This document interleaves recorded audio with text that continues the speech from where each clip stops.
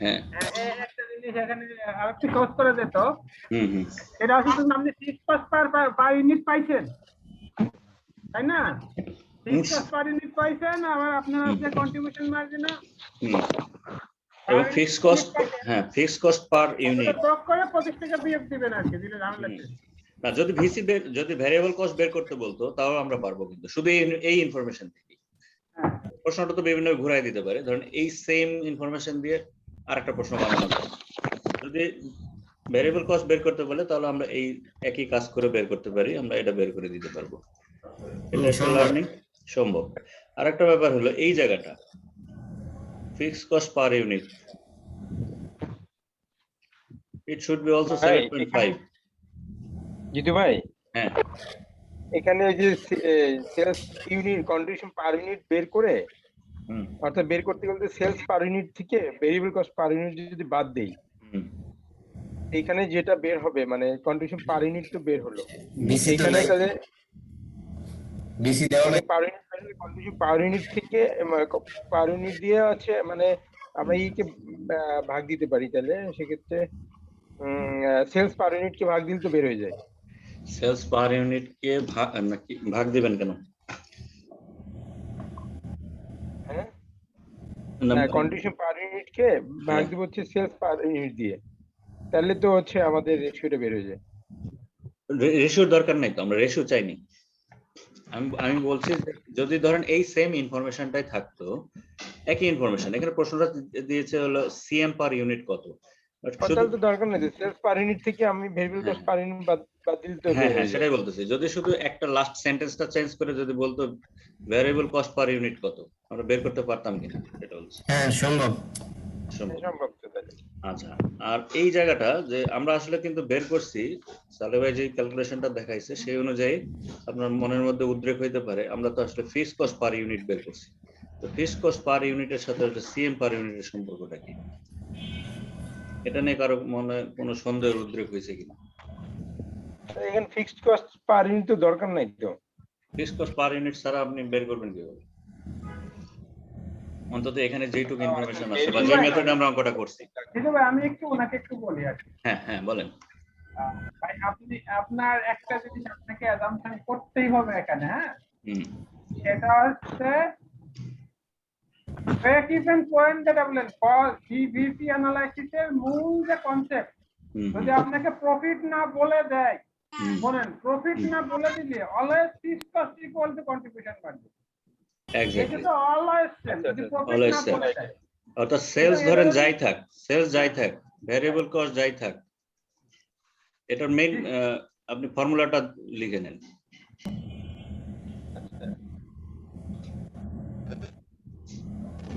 এটা আমরা ইউনিটে না, এটা বলতেছি টোটাল, হ্যাঁ ক্রস ফিগার এগুলা টোটাল, বাট মেইন সূত্রটা হলো এরকম, টোটাল সিএম যা হবে, টোটাল সিএম থেকে টোটাল সিএম আর এফসি যখন সমান সমান হয় সেই জায়গাটাই কিন্তু এটা মাইনাস, এই জায়গাটা জিরো যখন হবে তখনই এই জায়গাটাকে বলবেন হলো ব্রেক ইভেন। এই কনসেপ্ট, হ্যাঁ এই কনসেপ্ট থেকে এই 7.5 FC per unit should be এটাই contribution margin. Equal to CM per unit. তার মানে এখানে 7 7 14 লাখ 15 গেল, তাহলে 25 থেকে 15 বাদ দিলে 10। এক্স্যাক্টলি, কারণ টোটাল সিএম থেকে এফসি বাদ দিলে যেটা হয়, যদি সারপ্লাস থাকে তাহলে প্রফিট, যদি নিচে থাকে তাহলে তো বুঝতেই পারতেছেন লস হয়েছে, আর যদি ব্রেক ইভেন পর্যন্ত যাইতে চান তাহলে সিএম আর fixed cost should be equal. এই কারণে ফিক্সড কস্টের সাথে সিএম এর সম্পর্কটা একেবারেই মানে ওতপ্রোতভাবে জড়িত। এই এক ফিক্সড কস্ট আর সিএম দিয়ে অনেক কিছু বের করা যায়। আর এরপরে হচ্ছে একটা জিনিস একবার বলা ঠিক হবে কিনা, ফিক্সড কস্ট পরে যদি কোনো প্রফিট থাকে, আর এখানে যে কোনো প্রফিট মানে মার্জিন অফ সেফটি, মার্জিনাল, হ্যাঁ মার্জিন অফ সেফটি বলতে ফিক্সড কস্টের পরে যে কোনো হ্যাঁ হ্যাঁ হ্যাঁ হ্যাঁ, ধরেন এখানে জিরো না হয়ে যদি 500 হইতো, 500 টার মার্জিন অফ সেফটি, এটাই হলো মার্জিন অফ সেফটি। হ্যাঁ এখানে যা হবে তাই, সেটাই একদম শেষ। এখানে প্রফিট সাধারণত বলা হয় যে এইখানে আপনি সব জায়গায় মার্জিন অফ সেফটি পাবেন, আসলে পুরো ইকুয়েশনটাই শেষ। বাট বেসিক ইকুয়েশন এটা মাথায় রাখেন, সেলস মাইনাস ভ্যারিয়েবল কস্ট সমান সিএম। সিএম শুড বি মানে total CM should be equal to total FC. So এটাকে ইউনিটে কনভার্সন করলে একই হবে। So CM per unit should be equal to FC per unit.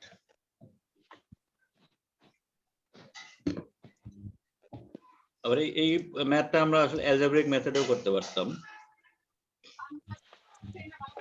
এটা হলো আমি বলি ভাই, আমি এটা একটু চিন্তা করতে হবে, y equal to x plus b। Algebra গেলে ঝামেলা হবে বেশি। হ্যাঁ, ঝামেলা বেশি হবে। অ্যালজেব্রা ফেলে করার দরকার নেই, আপনি 2-3 বার যখন প্র্যাকটিস করবেন আপনার হাত অটোমেটিক ক্যালকুলেটরে চলে যাবে। হ্যাঁ, আমাদের তো অঙ্কের প্রেজেন্টেশন দরকার নেই। আচ্ছা তাহলে ভাই বলবেন কি ইকুয়েশনটা যদি অ্যালজেব্রিক মেথড কেউ চুজ করে? আচ্ছা আমি একটু বলতেছি, হ্যাঁ 25 y equal to x plus b যদি আমি ধরি, যেটা আচ্ছা y equals to bx x plus b, x plus b হ্যাঁ x প্লাস b ax, হ্যাঁ সেটা গেছে আমরা ax প্লাস আমরা তো বলেছি না যে এটা হলো লিনিয়ার ইকুয়েশন, যেটা বলে হ্যাঁ লিনিয়ার। হ্যাঁ হ্যাঁ এটাতে করা যায়। b সব সময় হলো কনস্ট্যান্ট। হ্যাঁ, হ্যাঁ y বলতে কি বোঝাচ্ছেন? ইল্ড বা y রেভিনিউ? হলো ভেরিয়েবল আর কি, যেটা আপনি বের করবেন টোটাল কস্ট। y টাতে কি বোঝাচ্ছেন? টোটাল কস্ট আর কি, টোটাল কস্ট। আচ্ছা হ্যাঁ দ্যাট মিন্স কস্ট ফাংশন এটা। হ্যাঁ কস্ট ফাংশন। হ্যাঁ, হুম আর যে বিটা হচ্ছে আমি একটা কথা বলেছিলাম না, b হলো fixed cost variable per unit, fixed cost variable per unit. আপনার ফিক্সড কস্ট কত? b টা হচ্ছে ফিক্সড কস্ট। হ্যাঁ, fixed cost per unit. Fixed cost per unit. আচ্ছা হ্যাঁ ঠিক আছে। তারপরে এটা a আর x দুটো হলো ভেরিয়েবল। Variable, yes. a আর x একটা হলো সেলস পার ইউনিট, হ্যাঁ এটা সেলস পার ইউনিট, হ্যাঁ হ্যাঁ সেলস পার ইউনিট, আর ভেরিয়েবল কস্ট পার ইউনিট। আর x হলো ইউনিটস, হ্যাঁ ভেরিয়েবল কস্ট পার ইউনিট। এই ফর্মুলাতে দেন, আমি অঙ্ক মিলে যাবে। Unit variable cost. ঠিক আছে না? আচ্ছা দেখি হয় কিনা। এর এ অনুযায়ী কত হয়? সেলস পার ইউনিট কত? 25। x মানে কত? না না, y ইকুয়াল টু 25 দেখেন। y হ্যাঁ y ইকুয়াল টু 25। y তো টোটাল এফসি। তাহলে হ্যাঁ y তো বললেন আপনি টোটাল কস্ট। না না, টোটাল কস্ট। হ্যাঁ 25 তো আমার সেলস কস্ট, সেলস। তাহলে p বলতে হবে এখানে, টোটাল প্রাইস। হ্যাঁ প্রাইস বা হ্যাঁ ওটা p বললে আসলে কস্টে চলে যায়। টিএস বলেন, টিএস টিআর টোটাল রেভিনিউ। এটা p হবে আসলে। না টিআরও তো হইতে পারে টোটাল রেভিনিউ। অনেক বইতে আর আছে, কোথাও p আছে, কলমটা কই? সমস্যা না, মেন থিমটা মনে থাকলো। আচ্ছা 25 ইকুয়ালস টু হ্যাঁ অন্য কলম 25 ইকুয়াল টু এ হচ্ছে আপনার বি হচ্ছে, বি যোগ করেন, বি ইকুয়াল টু 7.5, 7.5 যোগ, আচ্ছা 7.5 যোগ, উল্টে গেল তো, b তো আগে চলে আসবে। ওই যে এটা তো কোনো সমস্যা না। আচ্ছা সমস্যা নেই। আর আমার হচ্ছে প্রোডাকশন কত হইছে? মানে হ্যাঁ 20,000। 20,000। হ্যাঁ 20,000। তাহলে এটা আছে টোটালটাই দেওয়া লাগবে, 5 লাখ দেওয়া লাগবে। 5 লাখ ইকুয়াল টু, এখানে 5 লাখ। হ্যাঁ 5 লাখ ইকুয়াল টু আপনার কস্ট হলো না ইকুয়েশনটা ঠিক হয়নি মানে। আচ্ছা আমি একটু করে আপনাকে বলতেছি, মনে হয় আমি। আচ্ছা এত জটিল না করি, আমরা সহজে দেখি। আগেরটাই ভালো। না না এর দরকার আছে, লিনিয়ার ইকুয়েশনটা জানলে অনেক বেশি মজা আছে। অঙ্ক জানার মতো জানলে একটাই যথেষ্ট। এখানে সব অঙ্ক ক্লোন, নতুনত্ব কিছু নাই। আমরা যদি একটু সহজে ধরি, ধরেন আর function, revenue function equals to cost function. এই ফাংশনটা হয় কিনা আমরা দেখি।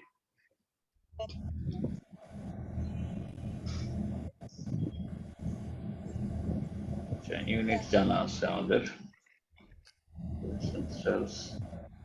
তার মানে আপনাকে প্রমাণ করতে হবে 20,000 ইউনিট না, সেলস হলো 5 লাখ টাকা, এটা সমান সমান এই সি এর ফাংশনটাও 5 লাখ আনতে হবে।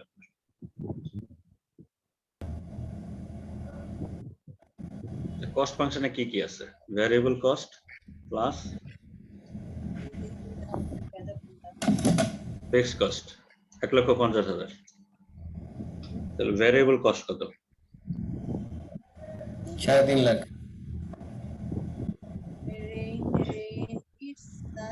Variable cost 3.5 lakh.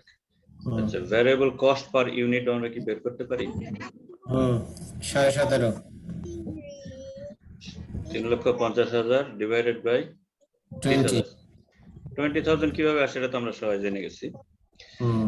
So it should B 17.5 17.5। Okay, fine. তাহলে সিএম তো বের হয়ে গেছে। সিএম সমান 25 মাইনাস 17.5। 7.5 আসছে কিনা?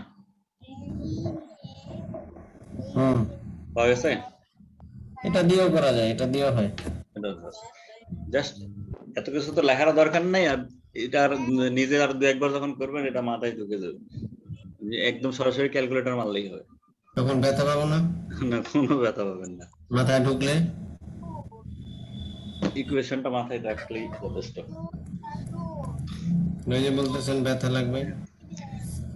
তো এটা হলো একদম বেস ফাংশন r - c = 0।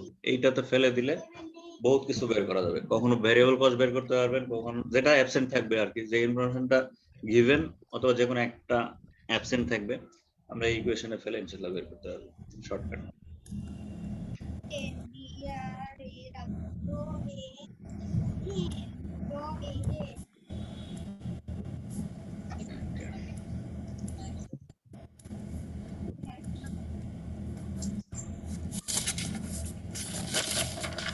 এটা বলছে using information from exhibit B, এই টেবিল থেকে what is the contribution margin per unit. এই টেবিলে যা ইনফরমেশন আছে এখান থেকে আসলে আপনাকে সিএম বের করতে বলছে। বলেন তো কত হবে?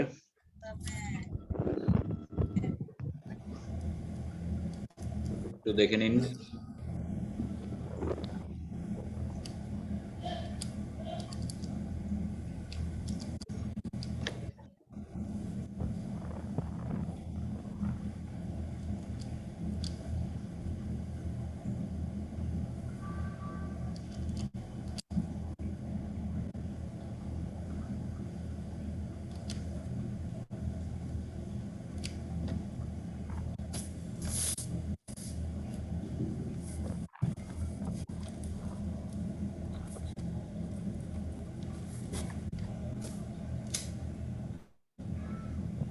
ভাই, হ্যাঁ, আচ্ছা আপনি শেষ করেন, পরে একটা জিনিস জিজ্ঞাসা করুন।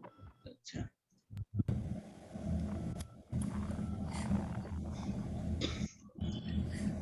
কত হবে? আমার তো 97 হয়েছে। 97। জাস্ট আপনার শুধু ভ্যারিয়েবল কস্ট গুলো এখান থেকে পিক করতে হবে। তাহলে ভ্যারিয়েবল কস্ট, হ্যাঁ ভ্যারিয়েবল কস্ট কি কি আছে? যেমন direct materials, it must be variable. Direct labour per unit variable. Variable overhead unit, এটাকে একবারে স্পষ্ট করে বলেই দিচ্ছে। টেক্সট তো নেবেনই না। Variable selling cost per unit. আচ্ছা, তারপরে কথা আছে দেখি। আমি ভেরিয়েবল ওভারহেডটা নিয়ে একটু কথা বলতে চাই। ভ্যারিয়েবল ওভারহেড, এই ফিক্সড ওভারহেড পার ইউনিট। হ্যাঁ, ফিক্সড ওভারহেড, হ্যাঁ ফিক্সড ওভারহেড। আচ্ছা, ওভারহেড কস্ট কি এখানে আসলে আমি মানে আমি লাস্টটা কি আসলে জিতু ভাই, হ্যাঁ ফিক্সড ওভারহেড তো আসবে কি মনে হচ্ছে না? না আমি না, এটা নিয়ে একটু আসবে না। এটা নিয়ে, হ্যাঁ এটার জন্য আমি আপনাকে মানে অপশন দিতে চাই। বলছি তাহলে তো ওই 97 হবে না। ফিক্সড ওভারহেডটা আসবে না। হ্যাঁ হ্যাঁ হ্যাঁ, আমি এই জন্য আপনাকে তখন জিজ্ঞাসা করছিলাম আর কি। কারণ ফিক্সড কস্টকে যদি আমরা ভ্যারিয়েবল বানাইতে চাই সেক্ষেত্রে সবসময় ফিক্সড কস্টকে আমরা ইউনিট দ্বারা ভাগ করলে একটা কিছু পাবো। ঠিক আছে ঠিক আছে। Per unit variable fixed overhead মানেই হলো আপনার পার হেড ফিক্সড কস্ট মানেই হলো average fixed cost. Fixed overhead unit এটা কি ভেরিয়েবলে বলছেন? না না না, এটা ভ্যারিয়েবল না, ফিক্সড ইজ ফিক্সড।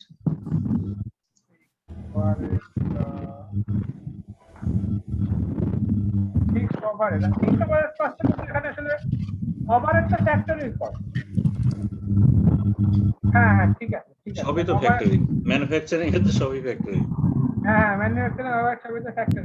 কিন্তু সেলিং ইউনিট যেটা বলছিলেন সেটা সেলস তো করতে হবে, সেটা রেখে দিতে পারবে না। ঠিক আছে ঠিক আছে, এটা একটু কনফিউশন ছিল এই জন্য। ঠিক আছে তো ভাই।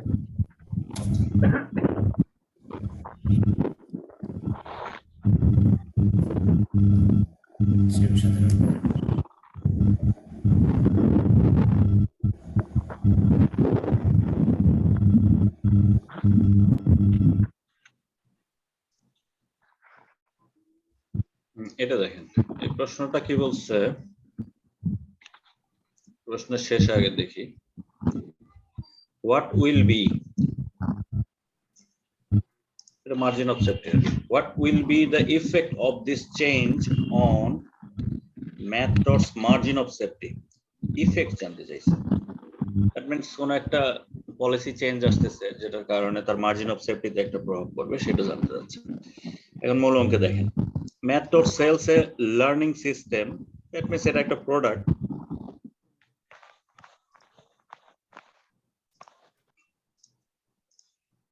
Method sells a learning system that helps preschool and elementary students learn basic math facts and concepts. Based on sales 12,000 lessons, that means এটা ইউনিট বোঝাচ্ছে, 12,000 lessons. The company's income statement from last month is as follows. Based on sales 12,000 lessons, that means এটা আপনার relevant range ধরে আপনি এখন বাকি কাজ কাম করবেন।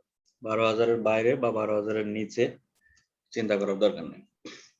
ফিক্সড যে সেলস কত 6 lakh, less variable expense 2,10,000, contribution margin 3,90,000, less fixed expense 2,92,000, operating income 97,500. Okay. Methods managers have determined that variable cost per unit will increase by 16%. এটা increase করবে কোনটা variable cost, that means এই জায়গাটা, এটা যা আছে এই ইনফরমেশনটা হলো এক্সিস্টিং সেটআপ, এক্সিস্টিং। আর একটা হলো proposed.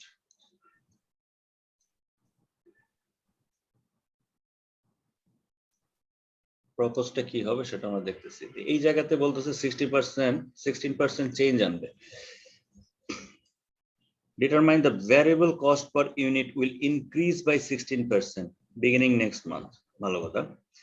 To offset this increase in cost, they are considering a 10% increase in the sales price. That means এইখানেও চেঞ্জ আনবে, এখানে 10% বাড়াবে তারা, কারণ এখানে ভ্যারিয়েবল কস্ট 16% বাড়ালে তার তো কস্টিং বাড়বে ওভারঅল। সো এটাকে অফসেট করার জন্য 16% হারে সেলস না বাড়ায় অ্যাটলিস্ট 10% তারা বাড়ানোর চিন্তা ভাবনা করতেছে। একবারে অনেক বাড়ালে সেলস ড্রপ করবে। The market research indicates that the price increase will result in 2% decrease in the number of learning systems method sales. এই 12,000 আসে। মার্কেট রিসার্চ সতর্ক করছে যে তুমি ভ্যারিয়েবল কস্ট বাড়াবা ভালো কথা, কিন্তু সেলসও যদি 10% প্রাইস বাড়ায় দাও তাহলে তোমার নাম্বার অফ ইউনিটস 2% ফল করতে পারে। ওকে, what will be the effect of these changes on methods margin of safety? এরকম প্রস্তাবিত চেঞ্জ যদি এক্সিকিউট করা হয় তার মার্জিন অফ সেফটির উপরে কি ধরনের প্রভাব পড়বে? তার মানে আমার এক্সিস্টিং সেটআপে একটা মার্জিন অফ সেফটি বের করা দরকার আছে কিনা? এক্সিস্টিং জি আছে। আচ্ছা, এখন আমরা একটু অপশনগুলো দেখি। অপশন অনুযায়ী আমরা ম্যাথের ধরনটা বের করব। তারা টাকায় চাইছে না ইউনিটে চাইছে সেটা আমরা বুঝতে পারবো। আচ্ছা, তারা ইউনিট দ্বারা এক্সপ্রেস করছে, দ্যাট মিন্স আমাকে ইউনিট ফাইন্ড আউট করতে হবে। মার্জিন অফ সেফটিরও ইউনিট বের করা যাবে। তাহলে প্রস্তাবিত জিনিসটা তো আমরা বুঝছি যে কি কি প্রস্তাব আছে, বলেন তো কামাল ভাই। সরি, প্রস্তাবিত চেঞ্জেস গুলা কি কি? চেঞ্জেস হচ্ছে একটা হলো যে 16% তার কস্ট বাড়বে। কোন cost? Variable cost. Variable cost. আচ্ছা, তারপরে আর 10% তার সেলস প্রাইস মানে ইনক্রিজ করবে। 10% মানে সেলস প্রাইস ইনক্রিজ করবে। ওকে, তারপরে আর তাদের যে ফাইন্ডিংস আছে তাতে বলছে যে এই অবস্থা যদি হয় তাহলে ওভারঅল 2% তার ডিক্রিজ করবে, ইউনিট ফল করবে আর কি। ইউনিট ফল করবে। আচ্ছা, এগুলো সিনারিও। এটা সিনারিও আছে, প্রস্তাবিত আর কি। জি। আচ্ছা, প্রস্তাবিত যাওয়ার আগে যেহেতু এটাকে টার্গেট করছে মার্জিন অফ সেফটি দিয়ে, সো আমরা প্রেজেন্ট সিচুয়েশনে মার্জিন অফ সেফটি কত ছিল এটা একটু ফটাফট বের করি, পারবো কিনা? আপনি থাকলে তো পারবো। আমি তো পরে মার্জিন অফ সেফটি বের করার জন্য, যেহেতু মার্জিন অফ সেফটির বেস লাইন কিন্তু বিইপি, তাই কিনা? তাহলে আগে বিইপি বের করেন। এই সিনারিও থেকে আমরা বিইপি বের করতে পারি কিনা, এটা ফার্স্ট। এটা কিন্তু ইউনিটে। হ্যাঁ, ইউনিটে আমাদের প্রথম কাজ হলো বিইপি বের করা। এক্সিস্টিং সেটআপে বিইপিটা বের করে দিবেন আপনারা। এখানে তো বের করাই আছে। কোথায় বিইপি বের করা আছে? ওই যে সেলস ভাগ সিএম। সেলস সরি, বের করেন না, বের করেন না। FC existing break even point in ইউনিটসটা বের করে দেন। আমি করতে অন্যরা করে। আচ্ছা, একটু সময় স্পেস দেন, সবাই একটু প্র্যাকটিস করুক, হাতে কলমে করলে হবে, খুব সহজ বিইপি অঙ্কগুলো।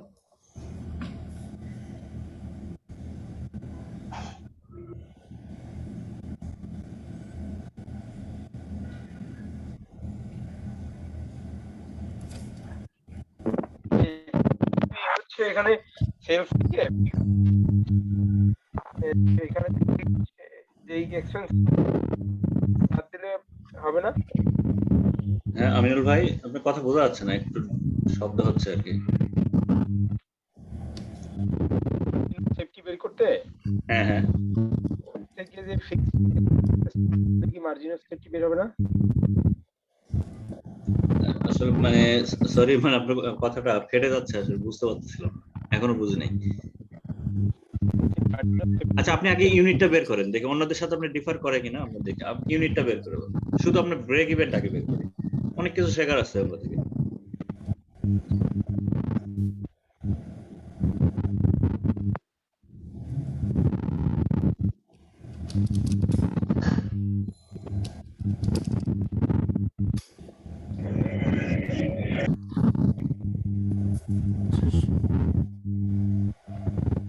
শব্দ হয় কিসে দিতে ভাই? হ্যাঁ, শব্দ আছে কিছু একটা। শব্দ আসতেছে, আমিও বুঝতে পারতেছি না, কারো ফ্যানের শব্দ টব্দ হতে পারে। এখন পাচ্ছেন? প্রথমত সবাইরে আনমিউট করে দেন, তারপর যার লাগে আনমিউট করবেন। এখন কোনো শব্দ নাই।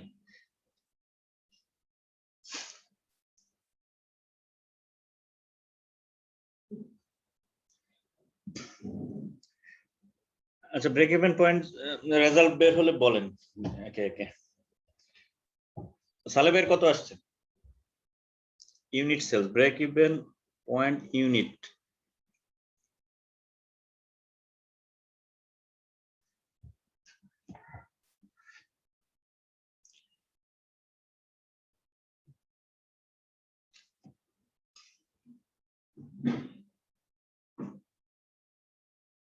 বের করা শর্টকাট ওয়ে হচ্ছে fixed cost divided by CM per unit.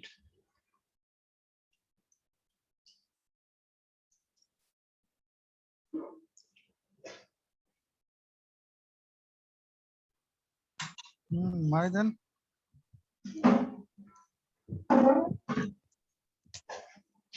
CM per unit তো 32 টাকা 50 পয়সা। 9000। 9000। ওকে,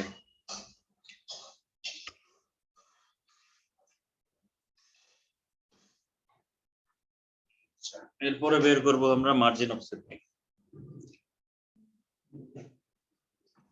12000 মাইনাস 9000। মার্জিন অফ সেফটি হলো, এটা সেলস হয়েছে কত? 12000। এটা তো বলাই আছে। হ্যাঁ, মার্জিন অফ সেফটির আর একটা ন্যারেশন আছে, যেটা ফর্মাল শব্দ, যেটা সেটা হচ্ছে বই পুস্তকের ভাষাটা হলো এইটা। estimated or budgeted or applied, বা যেটা অলরেডি হয়ে গেছে, সেলস মাইনাস বিইপি সেলস। এই সেলস টাকাতে হইতে পারে, ইউনিটে হইতে পারে, that doesn't matter, but the basic thing is that estimated, পুরো জিনিসটা যদি হাইপোথেটিক্যাল হয়, প্রস্তাবিত হয়, সেক্ষেত্রে বলবেন এস্টিমেটেড অর বাজেটেড। আর এটা বলতেছে এটা গত মাসের ইনফরমেশন, দ্যাটস ওয়াই এটাকে বলতে পারেন আপনি অ্যাপ্লাইড সেলস বা already sold, the sold units or budgeted or estimated sales minus BEP sales, সেটাই হলো MOS। তাহলে 12,000 মাইনাস 12,000টা কি তারা অ্যাপ্লাইড, মাইনাস 9,000 BEP 3,000, এটাই হলো মার্জিন অফ সেফটি। আর যদি টাকাতে বের করতে বলতো তাহলে আমরা গুণ করে দিলেও পারি, একই জিনিস, সেলস ইউনিট দিয়ে গুণ করলেই হবে, পার ইউনিট সেলস দিয়ে 3,000 কে গুণ করলে আমরা টাকা পেয়ে যেতাম। আচ্ছা, ইউনিট যে বের করতে পারে সে টাকাতেও বের করতে পারে, সমস্যা না। তাহলে আমরা দেখলাম যে এক্সিস্টিং, এটা লিখে রাখি, existing MOS margin of safety হলো 3,000 ইউনিটস। এখন আসেন এটারে আমরা রদ বদল করে ফেলি। এবার প্রস্তাবিত কি আছে, মুছে দিলাম।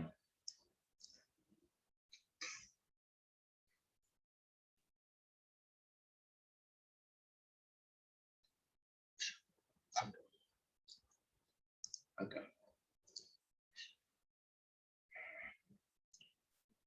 Proposed, প্রত্যেক unit sales will be increase by 16% per unit. Per unit সেলসটা কত?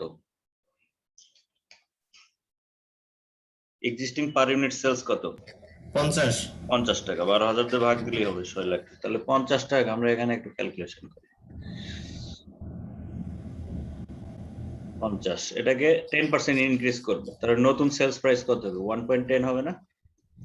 গুণ দিলে 1.10 দিয়ে গুণ দিয়ে যা হবে তাই 55 হবে।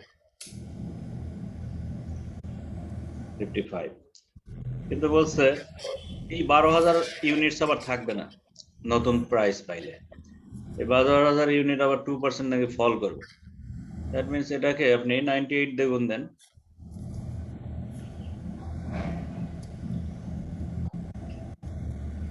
তাহলে এটা হয়ে যাবে 11,760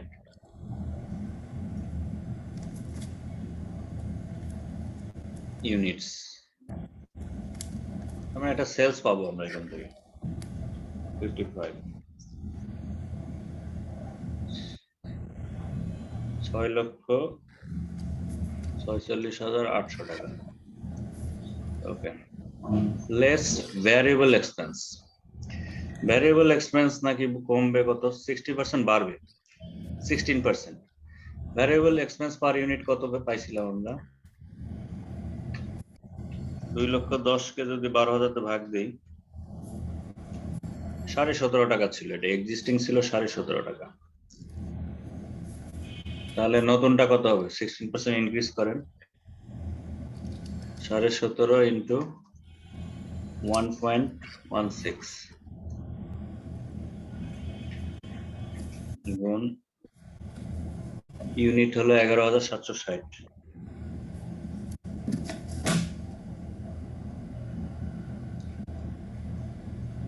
সরাসরি বসাইলাম 2,38,728।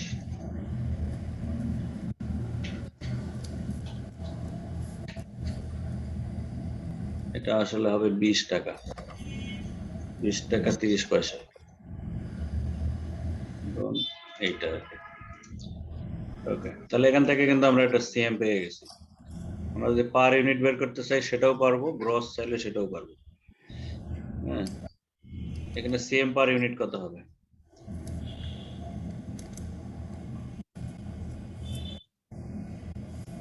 সিএম পার ইউনিট জাস্ট এই দুটো ডিফারেন্সই তো, তাই না? 55 এইটার ডিফারেন্স মাইনাস 3470। 3470। আর যদি গ্রস ফিগার বের করতে চাই সেটাও বের করে রাখি, পরে কাজে লাগলে লাগবে, না লাগলে ফেলে দেব। তারপর আমরা একটা শর্টকাট ডিসিশন নেব। 4,08,072 থাকলো। এখন আপনার কি দরকার? এই ক্ষেত্রে একই জিনিসই দরকার, আপনাকে প্রথমে বিইপি বের করতে হবে। বিইপি এটা হলো প্রপোজ বিইপি, এখান থেকে কি বের করা যাবে? আচ্ছা একটু খেয়াল করেন, ফিক্স কস্টে কোনো পরিবর্তন আসবে কি, এই ধরনের কোনো কথা বলছে কি কোথাও? না, বের করতে বলে নাই বা চেঞ্জ হবে না। তাহলে আমরা সরাসরি ফিক্স কস্ট কে 2,92,500 divided by CM per unit 34 টাকা 70 পয়সা দিয়ে যদি ভাগ দেই, 2,92,500 ডিভাইড বাই 34.7 কত হয়? 8,429 ইউনিটস। এটা হলো BEP units, break even point. প্রস্তাবিত। এখানে কি এমওএস আমরা বের করতে পারবো না? মার্জিন অফ সেফটি কত হবে প্রস্তাবিত?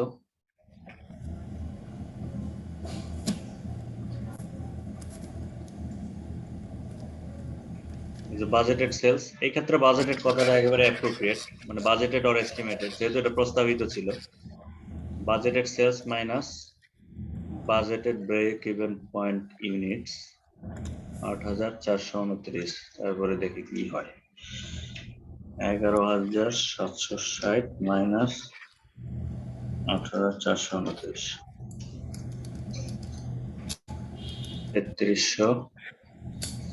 3331 ইউনিটস।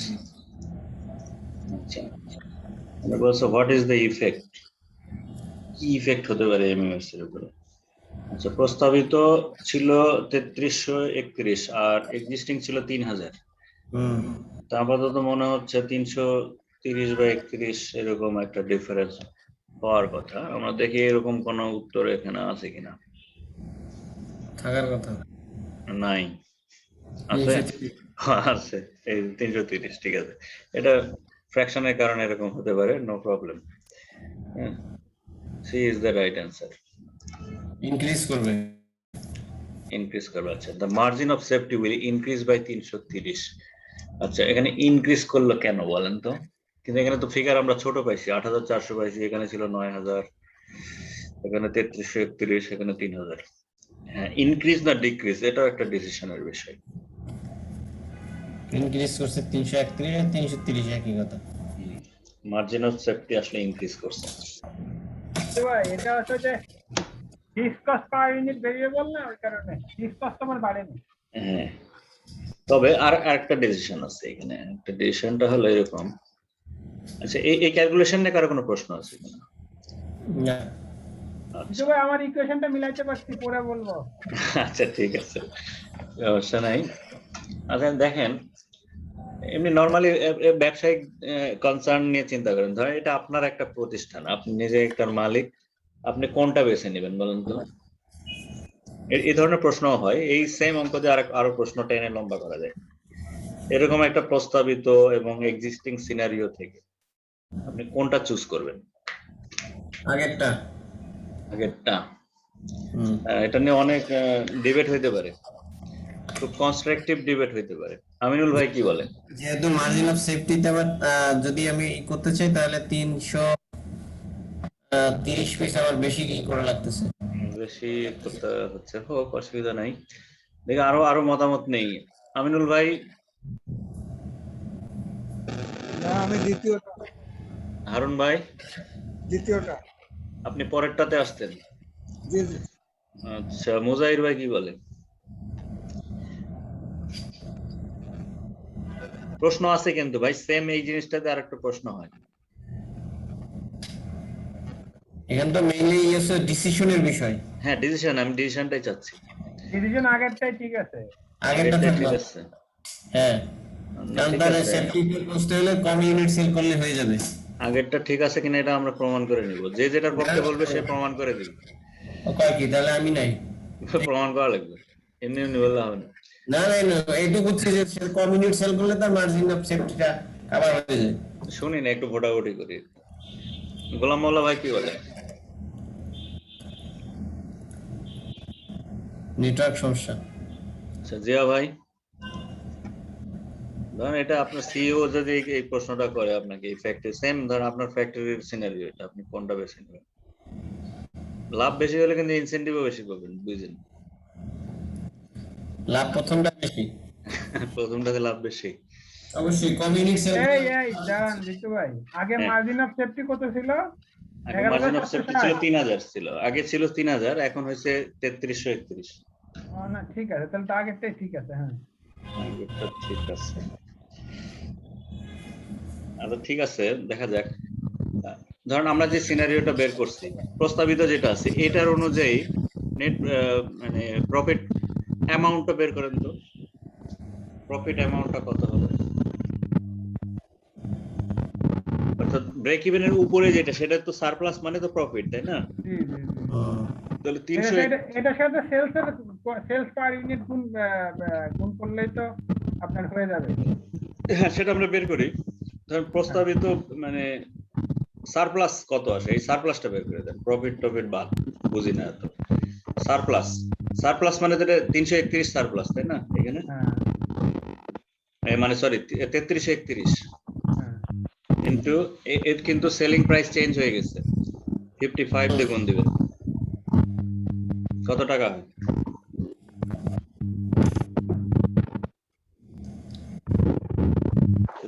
তাহলে হলো 1,83,000, 1,83,205। আগে কত ছিল দেখেন, দেখাই দেওয়াই তো আছে। এটা প্রস্তাবিত। আর এইখানে আছে 3000, 3000 এর আগে সেলিং প্রাইস কত ছিল? আগের সেলিং প্রাইস মানে 50 টাকা ছিল। হ্যাঁ 1,50,000। আচ্ছা, এখান থেকে এই জায়গা থেকে অনেক কিছু শেখার আছে। 1,50,000 কামাল ভাই নাকি আগের সিস্টেমেই থাকবে, 1,50,000 এসে সন্তুষ্ট। হ্যাঁ আমি আবার ওইটা হিসেব করছি যে আমার কম ইউনিট সেল করলাম ইয়া কভার হবে না। ভাই খালি চোখে যা দেখা যায় না, কম গবেষণা। ইউনিট কিভাবে সেল করছিল? আগে ছিল 12,000 ইউনিট, এখন 11,000 সবচেয়ে সাত ইউনিট। হ্যাঁ এখন তো ইউনিট কমে গেছে। হ্যাঁ এখান থেকে দেখেন আরো মাল্টিপারপাস মাল্টি ডাইমেনশনাল প্রশ্ন তৈরি করবো দেখেন। আচ্ছা কামাল ভাই যদি আগের সিস্টেমে থাকতো তাহলে তার ইনসেনটিভ কমে যেত এন্ড অফ দ্য ইয়ার। আর যারা নতুন সিস্টেমটা, যেমন হারুন ভাই বলছে নতুন সিস্টেমে যাবে, এটা রাইট ডিসিশন ছিল, এটা প্রমাণিত। নতুন সিস্টেমে গেলে তাদের প্রফিট হওয়ার কথা 1,83,000, আর পুরান সিস্টেমে থাকলে তার প্রফিট হবে 1,50,000। এটাই একটা ম্যানেজমেন্ট অ্যাকাউন্টেন্টের কাজ। কস্ট অ্যাকাউন্টিং কিন্তু আগের সিস্টেম সালেবারও প্রক্রিয়া কমাই। স্যালারি একটু কনফিউশনে ছিল আর কি। আচ্ছা এখন দেখেন, আমরা দুইটা সিস্টেমেরই শুধু ব্রেক ইভেন পয়েন্টটা একটু মাথায় রাখেন। আমাদের দুইটা ব্রেক ইভেন পয়েন্ট বের হয়েছিল, আগে ছিল 9,000, তাই না? আর নতুন সিস্টেমে দেখেন 8,429। এখান থেকে কি লার্নিং আছে, কি ধরনের প্রশ্ন হয় একটু ফ্রেশ করে দিই।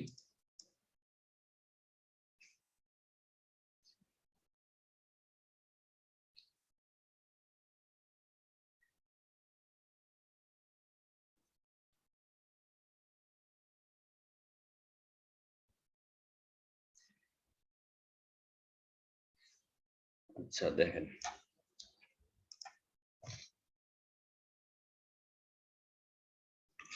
এটা হলো এক্সিস্টিং সিস্টেম, এটা হলো প্রস্তাবিত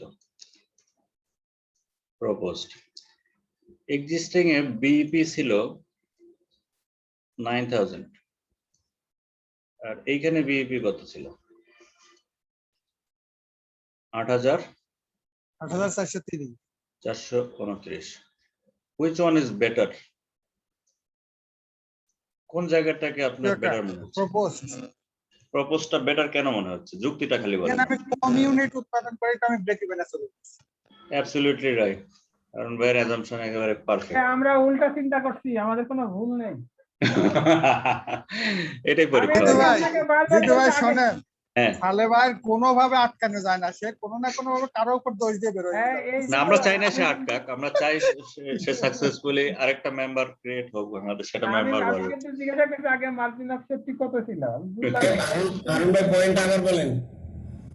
ঠিক আছে আমাদের আগে যেখানে 9000 ইউনিট উৎপাদন করার পরে আমরা ব্রেক ইভেনে যাইতাম, এখন সেখানে বুঝছি, ওকে, 8429।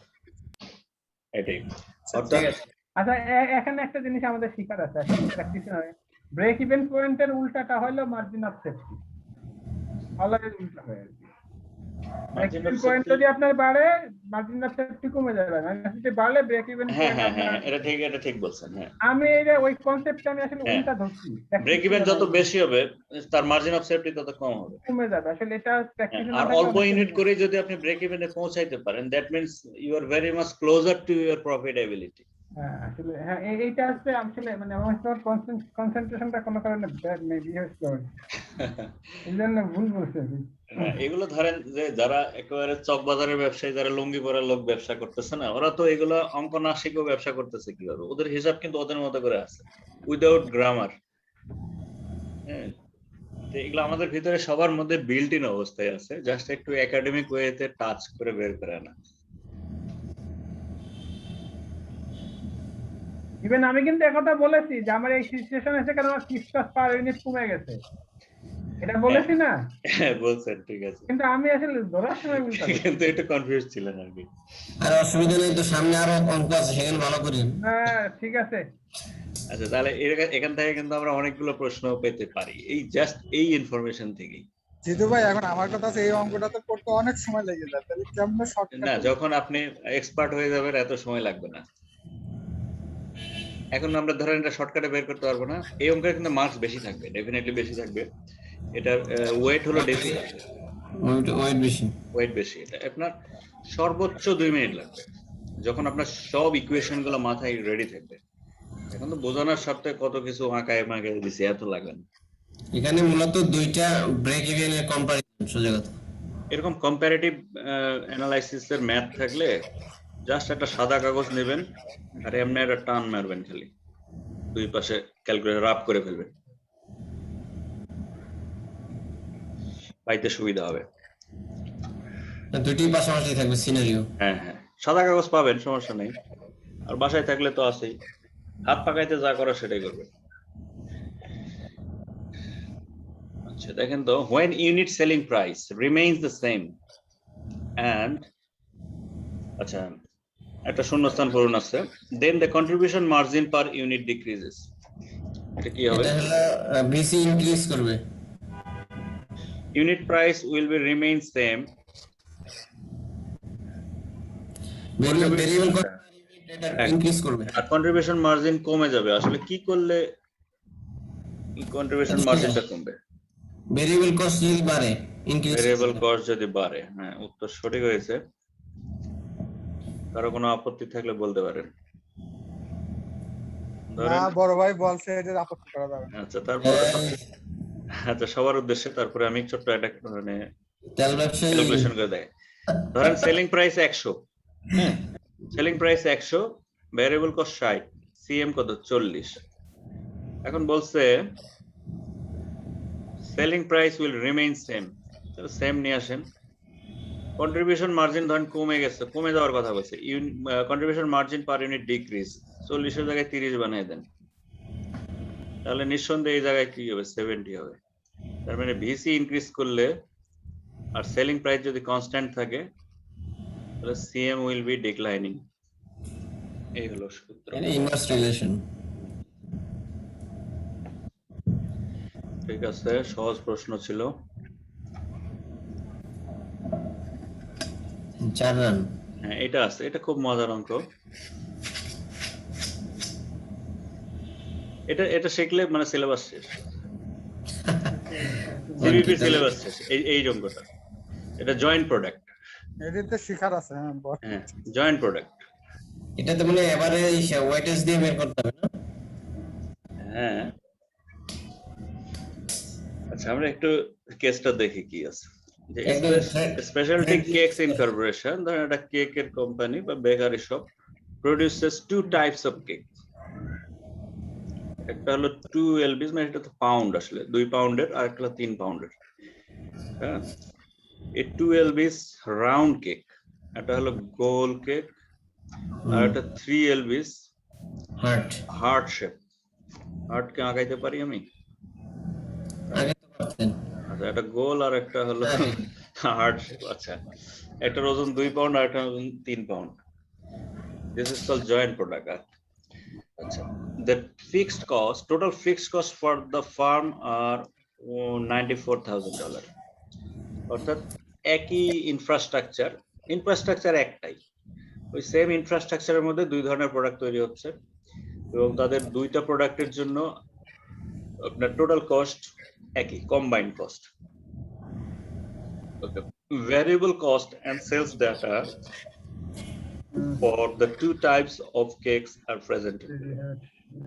ভ্যারিয়েবল কস্ট সম্পর্কে একটু ধারণা দেওয়া আছে, যেহেতু ফিক্সড কস্টকে সেগ্রিগেট করার কোনো প্রয়োজন নাই, দুইটা মিলেই ফিক্সড কস্ট, সো ওটা সেগ্রিগেট আমরা করব না, পরে করব। দেখেন, রাউন্ড কেকের জন্য সেলিং প্রাইস 12 টাকা, ভ্যারিয়েবল কস্ট 8 টাকা। কারেন্ট সেলস ইউনিটস, রাউন্ড কেকের বিক্রির সংখ্যা হলো 10,000 ইউনিটস। আচ্ছা, এখানে যেহেতু সেলিং আর ভ্যারিয়েবলটা বলাই আছে, তো চট করে আমরা এখানে যখন অঙ্কটা করব তখনই আমরা সিএমটা বের করে রাখবো। 4 টাকা। আচ্ছা, এইখানে দেখেন সেলিং 20, ভ্যারিয়েবল 15, আর ইউনিটস হচ্ছে 15,000। অর্থাৎ এই ইনফ্রাস্ট্রাকচার থেকে 10,000 ইউনিট রাউন্ড কেক বিক্রি হয়, প্রডিউস হয়, আর 15,000 হার্ট শেপ। আর এই হলো cost structure, selling structure. That means এইখানেও একটা সিএম আছে 5 টাকা, রেখে দেন। আচ্ছা, if the product sales mix were to change, এখন বলছে product sales mix were to change, যদি প্রোডাক্ট সেলস মিক্সটা চেঞ্জ করা হয়, এখানে সেলস মিক্স কত আছে? Existing sales mix, that means 10,000 and 1.5 হ্যাঁ, না 10,000 and 15,000, এটা হলো একটা সেলস মিক্স। হ্যাঁ, এখন বলছে যে if the sales mix were to change to 3 heart-shaped cakes for each round cake, the break-even volume for each of this product would be, break-even point would be, যেটাই হোক। হ্যাঁ, এখানে সেলস মিক্সটা খেয়াল করবেন এই জায়গায়। দ্যাট মিন্স কত is to কত? 1:1.5। 1:1.5। ঠিক আছে, আপনার কথা সত্য। সেলস মিক্সটা হচ্ছে 1:1.5। ক্লিয়ার? এটা একটা সেলস মিক্স, অর্থাৎ একটা রাউন্ড কেক গেলে তার এগেইনস্টে 1.5 হার্ট শেপ কেক সেল হয়। অথবা এমনও হতে পারে বালতি আর বদনারও সম্পর্ক আছে, যে একটা বালতি কিনলে একটা বদনাও কেনা লাগে। এরকম প্রোডাক্টকেও জয়েন্ট প্রোডাক্ট বলে অনেক সময়, যে এত পিস বালতি গেলে এত পিস বদনা যায়। বা এমন কিছু প্রোডাক্ট আছে যে রেফ্রিজারেটরের সাথে ইয়ে যায়, আপনার কি বলে, স্টেবিলাইজার। এরকম সেলস মিক্স থাকে অনেক সময়। তো দিস আর দ্য মিক্স। এখন কথা হলো যে কতগুলো প্রোডাক্টের সাথে কতগুলো আরেকটা প্রোডাক্ট যায়, দিস কল জয়েন্ট প্রোডাক্ট। এখানে দেখতেছি 1:1.5। এখন কথা হলো এই সেলস মিক্সটাকে তারা চেঞ্জ করে, যদি করে, if the product sales mix were to change to 3 heart shape cakes for each round cake, অর্থাৎ 1:3 করতে চাচ্ছে। এটা 1:3 করলে কি হবে? 1:3 করলে what will be the break even volume for each of these products, অর্থাৎ বিইপি ভলিউম পর্যন্ত যাইতে পারলেই হবে। বিইপি ভলিউম ইচ প্রোডাক্ট প্রথমে বের করব জয়েন্টলি কত হচ্ছে, সেখান থেকে আমরা ওই রেশিও অনুযায়ী বের করলেই ইন্ডিভিজুয়ালি বের করা যাবে। এখন কথা হলো, এটা অনেক পরের ব্যাপার, জয়েন্ট প্রোডাক্টের বিইপি কিভাবে বের করে এটা শিখতে হবে। ফার্স্ট লেসন হলো জয়েন্ট প্রোডাক্টের বিইপি আমরা কিভাবে বের করব। আমরা এর আগে যেটা বিইপি গুলো দেখে আসছি সেটা হলো সিঙ্গেল প্রোডাক্টের। মানে একটাই প্রোডাক্ট ছিল, একটাই ফিক্স কস্ট ছিল, একটাই ভ্যারিয়েবল কস্ট, একটাই সেলিং, বাট এখানে আমার সবকিছু ডবল ডবল, এটা 3টা 4টাও থাকতে পারে, একের অধিক। সেক্ষেত্রে আমরা বিইপি কিভাবে বের করব সেটা হলো বিষয়। কারণ এই জায়গাটা তো ফিক্সড সবার জন্য, মানে কম্বাইন্ড আছে, এটা তো সেগ্রিগেট করা নাই। এটা যদি বলা থাকতো যে রাউন্ড কেকের জন্য ধরেন 30,000 আর এটার জন্য 64,000, এরকম হলেও আমরা সহজে বের করে দিতে পারতাম। এরকম কোনো সেগ্রিগেশন নাই, ইনফ্রাস্ট্রাকচারটা সেম। এটা কিভাবে বের করবো, কেউ একজন সাজেস্ট করতে পারেন? হারুন ভাই মনে হয় একটু পড়াশোনা করছে মনে হচ্ছে। আমি এটা পারি না, এটা বুঝি না। আচ্ছা, এটা খুব সহজ স্যার। এখানে হচ্ছে সেম কত ছিল? 4 টাকা। এখানে সেম কত? 5 টাকা। 5 টাকা। 4 into 1 আচ্ছা, সেলস মিক্স। 4 into 1 যোগ আচ্ছা, সেলস মিক্সটা যদি আমরা আচ্ছা সালে ভাই, সেলস মিক্সটাকে আমরা পার্সেন্টেজে কনভার্ট করলে ভালো হয়। এটা ধরেন 1:1.5 আছে, এটাকে যদি পার্সেন্টেজে বের করতে পারি তাহলে কত হয় আসলে দেখেন তো। তাহলে হচ্ছে আপনার 33/66 হবে না? 33/63, হ্যাঁ মেবি 66, 33 বাই 66 বা 67 হতে পারে। হ্যাঁ 67। দ্যাট মিন্স 0.3:, হ্যাঁ, এইভাবে একটু শর্টকাট হবে। আমি যেটা বলছিলাম এটা একটু লম্বা হয়ে যেত। হ্যাঁ, এটা পার্সেন্টেজে কনভার্ট করে নেবেন, সবচেয়ে সহজ হ্যাঁ হবে। হ্যাঁ হ্যাঁ ওটাই বলছি। হ্যাঁ, এখানে যেটা আপনার দরকার পড়বে সেটা আপনি ব্রেক ইভেন পয়েন্টে যেভাবে যান, জয়েন্ট প্রোডাক্ট থাকে না, সেলস সিঙ্গেল প্রোডাক্টে থাকেন, ব্রেক ইভেনের সূত্র একটাই। যদি আপনার সিএম পার ইউনিট জানা থাকে অথবা সিএম রেশিও জানা থাকে, ফিক্সড কস্টের সাথে করেসপন্ডিং করলেই আপনার ব্রেক ইভেন পয়েন্ট বের হয়ে যাবে। অর্থাৎ বিইপি এর সবচেয়ে সহজ ফর্মুলা হচ্ছে fixed cost divided by CM. Either it is CM per unit or CM ratio, whatever it is. But basic formula is that. So আমাদেরকে ওই পর্যন্ত আসতে হবে। So এইখানে একটা দেখতে হবে weighted average CM দরকার আমাদের। হ্যাঁ, যেহেতু এই 94,000 টাকা আসলে কম্বাইন্ড, এটাকে আমার একটু সেগ্রিগেট করা দরকার আছে।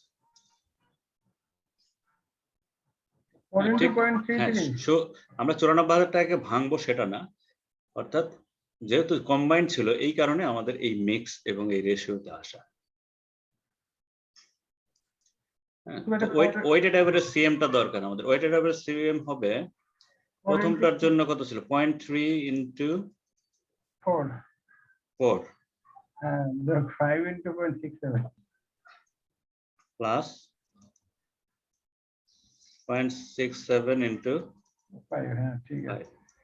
কত আসে ওয়েটেড এভারেজ সিএম গুণ করলে? 0.33 into 4 যোগ 0.67 into 5। এটা আসলে আপনার 4.67। আচ্ছা, 4.67, হ্যাঁ ঠিক আছে, 4.67 একবারে দিয়ে 4.67। আচ্ছা, এটা যদি ওয়েটেড অ্যাভারেজ সিএম হয় অর্থাৎ কম্বাইন্ড সিএম, এটা তো কম্বাইন্ড সিএম দিয়ে যদি কম্বাইন্ড ফিক্সড কস্টকে ভাগ করা যায় তাহলে আপনি combined number of units produced পেয়ে যাবেন ব্রেক ইভেন পয়েন্টের জন্য। সো আমরা ওই ফর্মুলায় ফেলে দিই 94,000, this is the combined fixed cost divided by combined বলতে পারেন, weighted average CM বলতে পারেন, 4.67 কত আসে? 94 20,128।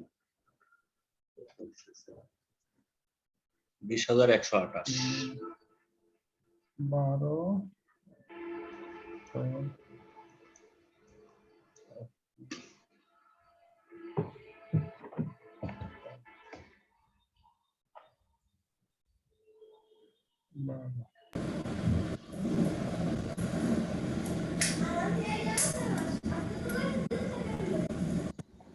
এটা হলো তার এক্সিস্টিং ব্রেক ইভেন পয়েন্ট।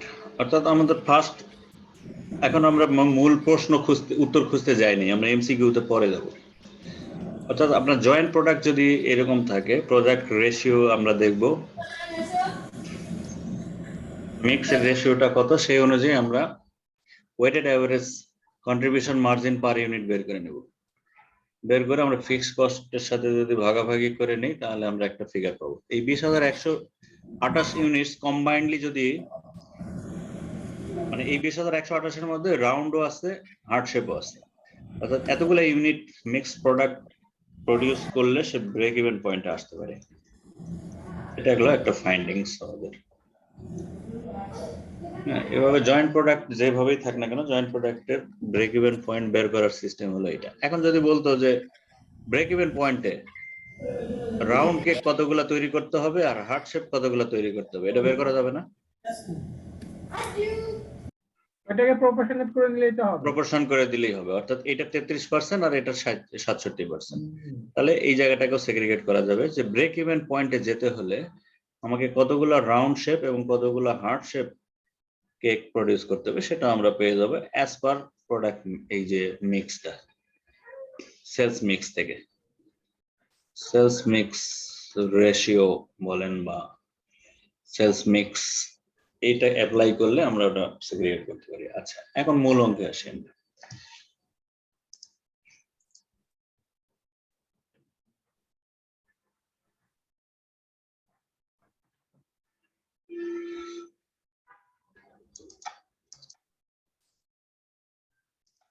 মূল অঙ্কে বলছে কি, if the product sales mix were to change to 3 heart shape cakes for each round cake, অর্থাৎ প্রস্তাবিত শেপ কত 1:3 হবে তাহলে 3, এটাকে পার্সেন্টেজে কনভার্ট করেন তো কত হবে? 25 25 0.75। ওকে, বাদ বাকি এইসব রেটে কোনো চেঞ্জ তা তো বলে নাই, যে 12 জায়গায় 15 আর 8 জায়গায় 10 এরকম কোনো কিছু নাই। Everything will be same. আর 94,000 এটাও সেম থাকবে, শুধু প্রোডাক্ট মিক্সটা চেঞ্জ করতে যাচ্ছে। দেখা যাচ্ছে এটার একটা কারণ আছে, সেটা কারণটা পরে বলতেছি।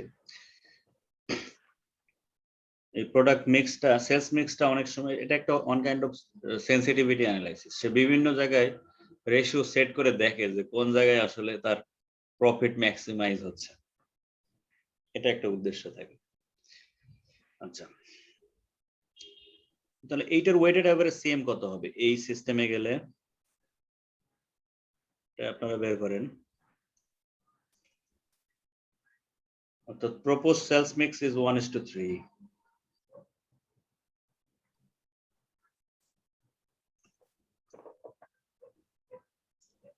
ওয়েটেড অ্যাভারেজ সিএম কত হবে?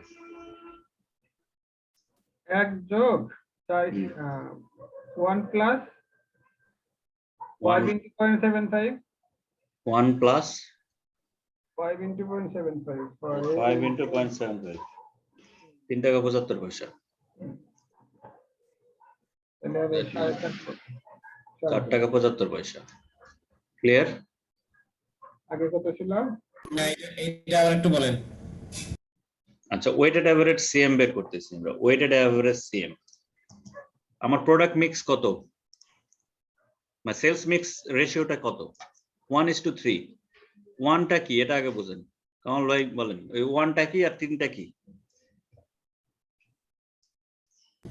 এখানে 1 হচ্ছে যে আমার রাউন্ড কে যে কোয়ান্টিটি অনুপাত আর কি, রেশিও। অর্থাৎ রাউন্ড শেপ কেক আর হার্ড শেপ কেকের রেশিও। যে এক পিস রাউন্ড শেপ কেক গেলে তার এগেইনস্টে 3টা হার্ড শেপ কেক বিক্রি করতে হবে। এটা ওদের একটা sales target. That is how they set their mixing. আচ্ছা, তার মানে এই রেশিওটাকে যদি আমরা পার্সেন্টেজে কনভার্ট করি তাহলে এরকম পাই, তাই না? 25% and 75% of their total out of 100 units। 100 piece cake বিক্রি করলে তার মধ্যে সেলস প্রপোর্শনটা হবে এরকম, 25টা রাউন্ড আর 75টা হার্ড শেপ। তাহলে এই সেলস মিক্স থেকে আমরা ওয়েটেড অ্যাভারেজ কন্ট্রিবিউশন মার্জিন বের করতে পারি। সেটা হলো 25% ইনটু রাউন্ড শেপ কেকের কত সিএম কত পার ইউনিট? 4 টাকা না? 4 টাকা 4 টাকা 4 প্লাস এটার কত 5। ক্লিয়ার। হ্যাঁ, 5 ইনটু ওই 75 আর কি। তাহলে হবে আপনি পাবেন 4 টাকা 75 পয়সা। আচ্ছা, এখন আমার যেহেতু ফিক্সড কস্ট কম্বাইন্ড, সো আমি এখন একটা বিইপি ইউনিট জানতে চাচ্ছি for joint product. BEP for joint product, অর্থাৎ এখানে যে সংখ্যাটা বের করব এর মধ্যে সবই আছে, রাউন্ডও আছে, হার্টও আছে। 94,000 ডিভাইডেড বাই 4.75 কত হবে?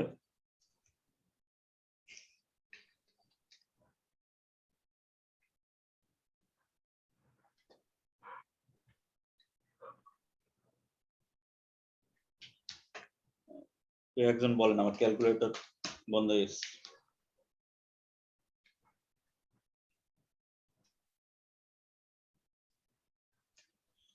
তো 19,780 হইতে পারে।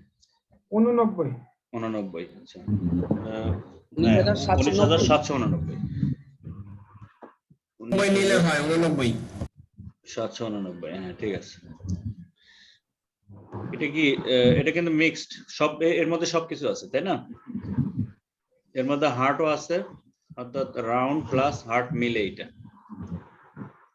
ব্রেক ইভেন পয়েন্টে আমার এতগুলা কেক বানাইতে হবে। এখন কথা হলো লাস্ট লাইনটা দেখেন, the break even volume for each of this product. এই জায়গাটা খুব ভালো করে খেয়াল করবেন, ইন্ডিভিজুয়ালি চাইছে কিনা অথবা জয়েন্ট পর্যন্ত চেয়েও ছেড়ে দিতে পারে প্রশ্ন। হ্যাঁ, যে break even point total volume কত, এই পর্যন্ত বলে চলে গেলে আপনাকে আর এটা রেশিওতে ভাগ করার দরকার নেই। আর যেহেতু বলছে each of this products, that means আপনাকে সেপারেট করতে হবে এটাকে। এই 19,789 এর মধ্যে কোনটা কত আছে, রাউন্ড কত আছে? এটা 0.25, অর্থাৎ এটার সাথে 19,000 4,947 ইনটু 25 4,947 আর বাকিটা মাইনাস করে বের করতে পারেন, 14,842 অথবা 75 দিয়ে বের করলে হবে। এইটা ইনটু 75% কত হবে ভাইয়া? 14,842 14,842। আচ্ছা দেখি এরকম কোন ফিগার আছে কিনা।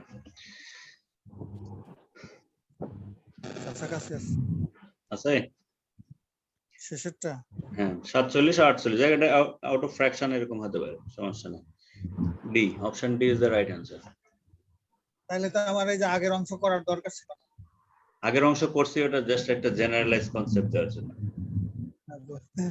ওটা লাগবে না, এটা তো আমি বলছি আগে জানার জন্য। ঠিক আছে, পারা যাবে? মোটেও কঠিন অঙ্ক না। কঠিন অঙ্ক, এটা সবচেয়ে কঠিন অঙ্ক আমি জানি।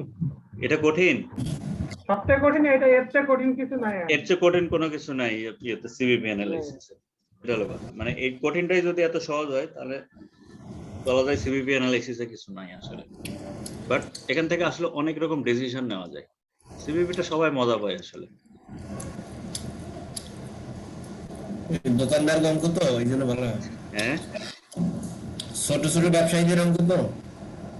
ছোট ব্যবসা কেন, এটা আপনার লার্জ ইন্ডাস্ট্রিতে আমরা অ্যাপ্রাইজালেও কিন্তু এটা ইউজ করি। সবাই বললাম আমি, এই জন্য সাহস লাগছে আর কি।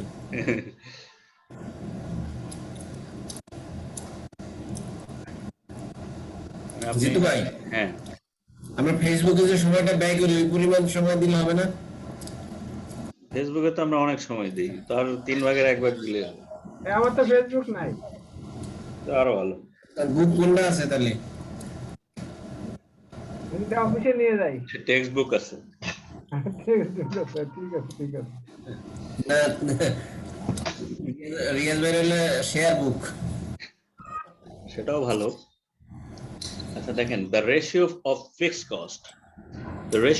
cost to the unit contribution margin determines the ratio of fixed cost to the unit contribution margin determines what? সহজ কথা বলতেছে, ফিক্সড কস্ট আর কন্ট্রিবিউশন মার্জিন দিয়ে একটা রেশিও বের করা যায়, সেটা দিয়ে আসলে কি বের করা যায়? Sales revenue break even point. না ব্রেক ইভেন পয়েন্ট, সরি। এটা ব্রেক ইভেন পয়েন্ট। হ্যাঁ সেলস, হ্যাঁ, আচ্ছা সেলস ফিক্সড কস্টের কন্ট্রিবিউশন বলেন। এটা ব্রেক ইভেন। দ্যাট মিন্স ওই যে ওইটা এফসি কে যদি আপনি সিএম দিয়ে ভাগ দেন, ratio, CM ratio. CM ratio, সেক্ষেত্রে বিইপি বের হবে। BEP in dollar. আর যদি আর না দেন, unit. BEP in unit. Just এই কথাটাই বলছে।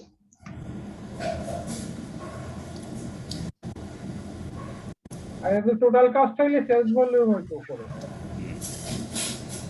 Total cost to unit contribution margin হইলে তো ভাই, total cost unit margin contribution margin হলে কিন্তু এটা সম্ভবত সেলস ভলিউম বের হইতো না, total cost divided by unit contribution margin. এটা সেলস ভলিউম বের হইতো, এরকম কিছু একটা ছিল মনে হয়। এরকম মনে পড়ছে না। টোটাল কস্ট আমি ভুল বললাম, কিছুটা পড়ছি একসময়। Divide by CM, CM ratio. এটা জাস্ট গবেষণা করে দেখতে পারা যায় যে কোনো একটা অঙ্কে। আচ্ছা দেখি এরকম কিছু পাওয়া যায় কিনা। মনে হয় পাওয়া যাবে না, এরকম কোনো রেশিও আমার মাথায় নাই।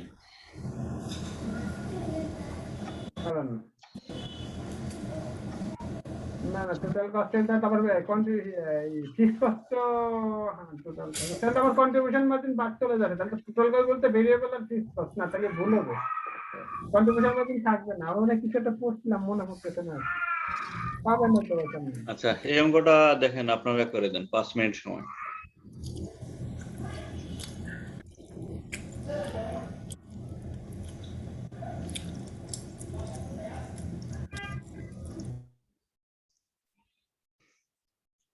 আমরা অঙ্কটা একটু পড়ি। Philips and company produces educational software. That means this is the product.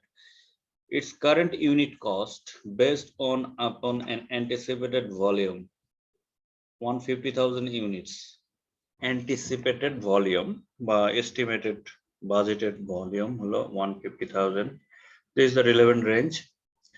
Selling price 150, variable 60, contribution 90, fixed cost 60 per unit। এটা আসলে হ্যাঁ, টোটাল ফিগার না দিয়ে এখানে ভেঙে রাখছে, একটু কাজ বাড়ায় নেবে তাই। Operating income 30 per unit.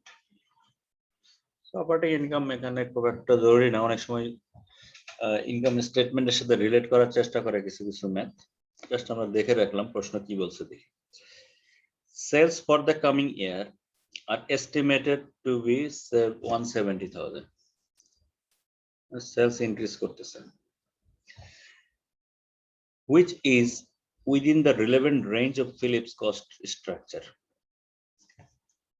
Within the relevant range of Philips cost structure. এই কথার একটা তাৎপর্য আছে, পরে বলি। Cost management initiatives are expected to yield a 20% reduction.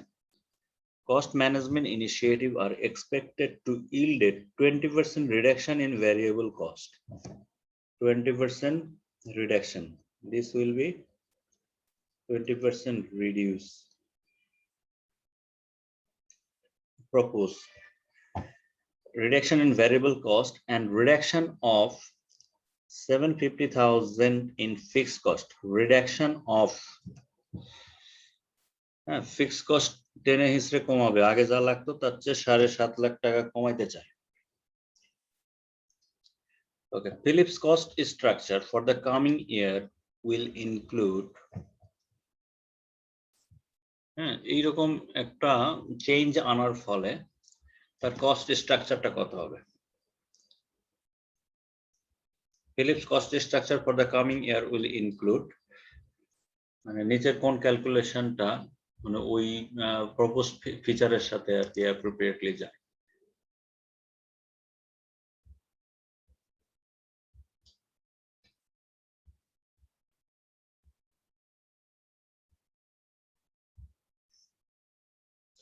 এক একটাতে এক একটা বলছে।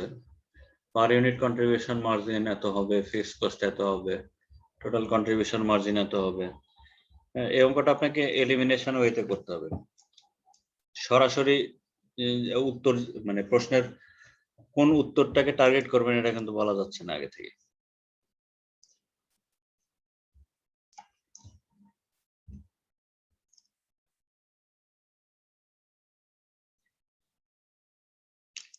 তো একটা একটা করে এলিমিনেট করতে হবে আপনার।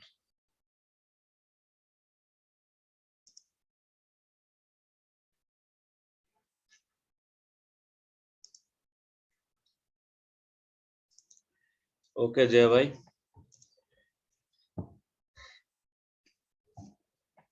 আচ্ছা এটা কি পারা যাবে না হেল্প করব?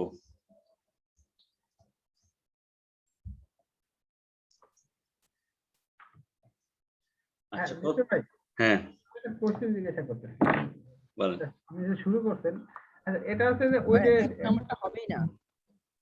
আচ্ছা ঠিক আছে, অন্যরা করুন তারপরে আমি বলবো। আচ্ছা হ্যাঁ এলিমিনেট করেন, বরং নিজের মতো করে একটু মাথা কাটান।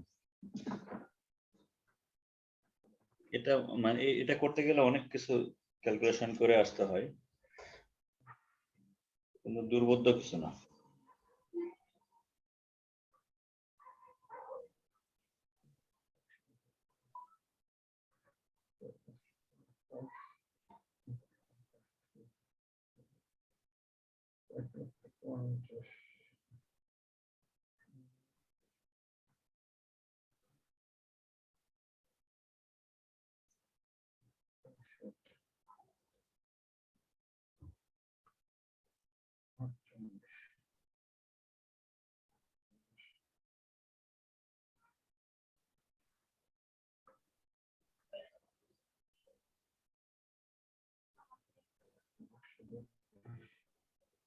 চার নাম্বার অপশনটা দেখি। 4 নাম্বার না, কন্ট্রিবিউশন মার্জিন রেশিও।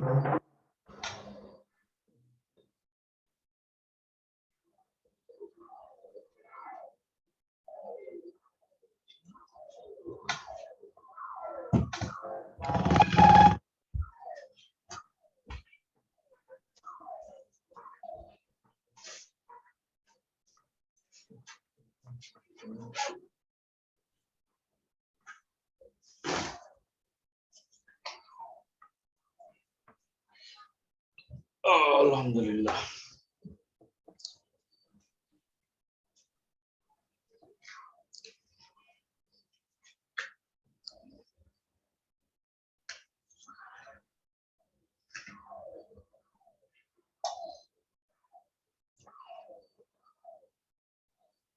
যেটা যেটা হবে না মাইনাস কেটে ফেলতে, মানে এলিমিনেট করতে থাকেন। এ বি নাই, এ বি নাই, ওকে ভেরি গুড, একটা সিদ্ধান্ত পাইলাম। মুজাহির ভাই কি বলেন? করতেছি বাট কনফিডেন্ট না। সমস্যা নাই, তো চাপ নেন না।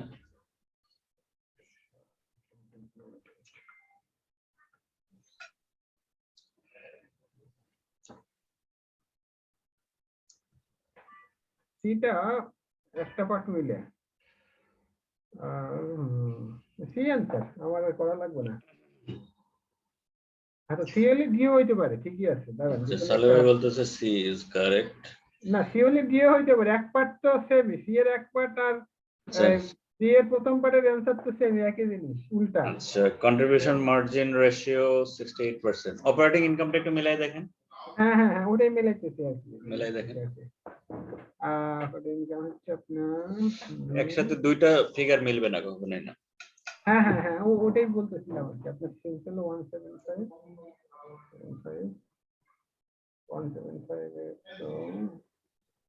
ইন্টু 102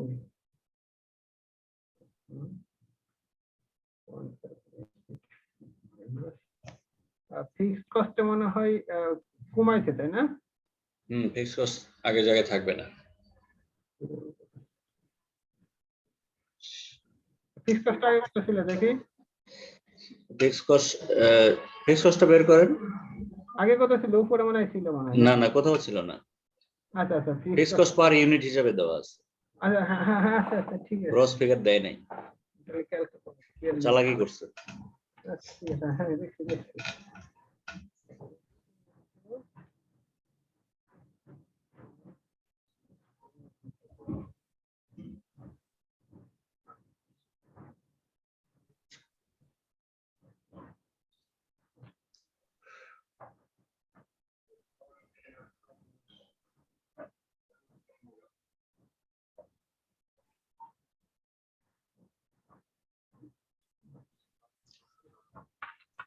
এই অঙ্ক যে পারবে সে পাস, পুরো সিএমএ পাস। ভাই বলেন না, ভয় লাগে। সত্যি পাস।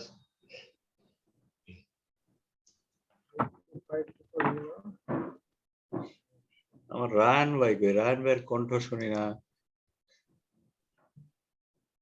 রায়হান ভাই শুরুতে ছিল, এখন নাই।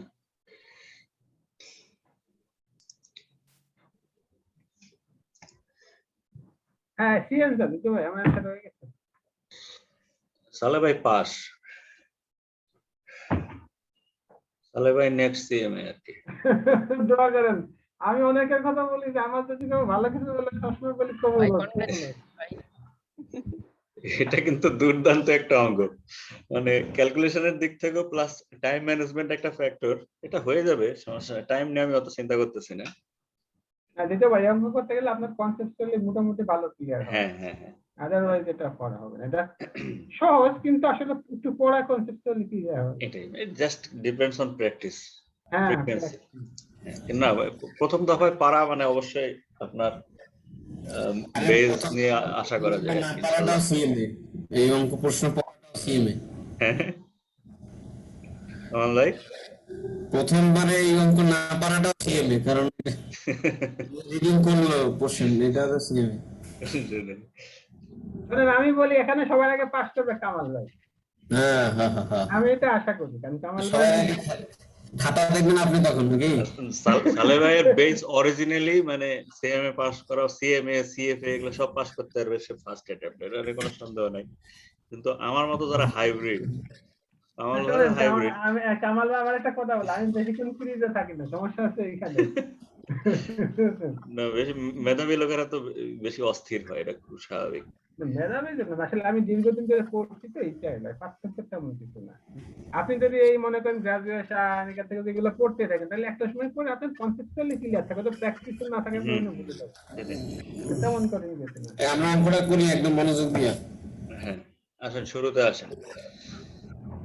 এই ধরনের যেই প্রশ্নগুলো ডিরেক্ট কোনো অ্যান্সারকে নির্দেশ করে না, হ্যাঁ, তো প্রশ্ন চেনাটাও একটা মানে টেকনিক আর কি, এমসিকিউ। সেক্ষেত্রে আনসার হবে সি। সেক্ষেত্রে আপনাকে এলিমিনেশন পদ্ধতি অবলম্বন করতে হবে, বাট দ্যাট মিন্স আপনাকে এই চারটা অপশনকে ক্রস চেক করতে হবে, আদারওয়াইজ আপনি রাইট ডিসিশনে আসতে পারবেন না। আরেকটা শর্টকাট হতে পারে, যখন আপনি আরেকটু স্মার্ট হয়ে যাবেন প্র্যাকটিস করতে করতে, যদি দেখা গেল ফার্স্ট একটা ক্যালকুলেশন আপনি দেখলেন যে দুইটা ভ্যারিয়েবল মিলে গেছে, এখানে দুইটা ভ্যারিয়েবল আছে, আসলে দুইটা ভ্যারিয়েবল ইকুয়ালি আপনি প্রুভ করতে পারেন ফার্স্ট ক্যালকুলেশনে, দেন আপনি ওখানে স্থির থাকতে পারেন, কোনো সমস্যা নেই। বাকিগুলো ক্রস চেক না করলেও চলবে, that will save your time. তো সেটা আর একটু অ্যাডভান্স লেভেলে, বাট ইনিশিয়াল মানে ইনপুটটা হচ্ছে যে এই ধরনের প্রশ্ন যেগুলো সরাসরি কোনো প্রশ্ন নির্দেশ করে না, দ্যাট মিন্স আপনাকে একটা একটাকে ক্রস চেক করে যেতে হবে। ওকে, তাহলে শুরুটা করব কিভাবে? এখন বলছে যে Philip company produces educational software. Its current unit cost based on, এখানে একটা কস্ট স্ট্রাকচার দেওয়া আছে। তার এক্সিস্টিং ভলিউম ছিল 150,000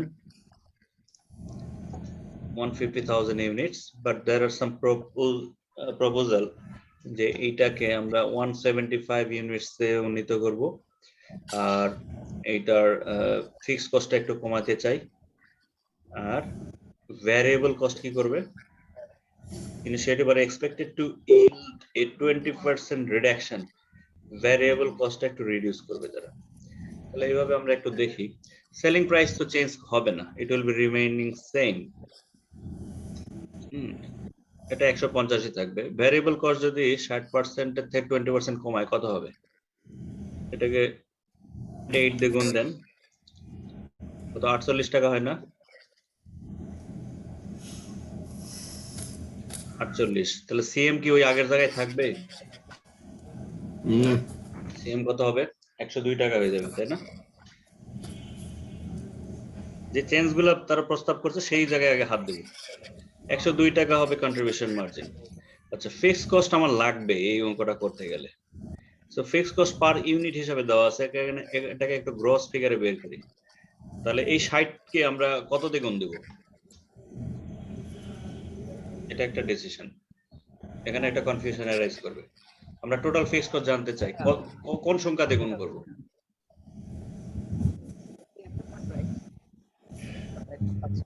মোজাহির ভাই বলেন, ফিক্সড কস্ট কত হবে?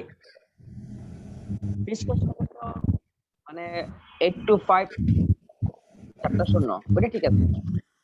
কত কত কত? 825 825 চারটা শূন্য। আচ্ছা, কিভাবে পাইছেন আপনি? এটা তো আপনার করলো না। আচ্ছা, পাইছি এটাকে প্রথমে গুণ দিবেন 150 দিয়ে, 1,50,000 দিয়ে গুণ দিবেন। 150 1,50,000 উইল বি কত হবে? 90 লাখ। হ্যাঁ, তার থেকে তো প্রমাণ হইছে, আচ্ছা, প্রস্তাবিত 7,50,000 রিডাকশন, রিলেশন করা হইছে। হ্যাঁ, মাইনাস করে দিলে বেরিয়ে যায়। That means 8250 50,000। এখানে বুঝি নাই। আচ্ছা, বুঝি নাই।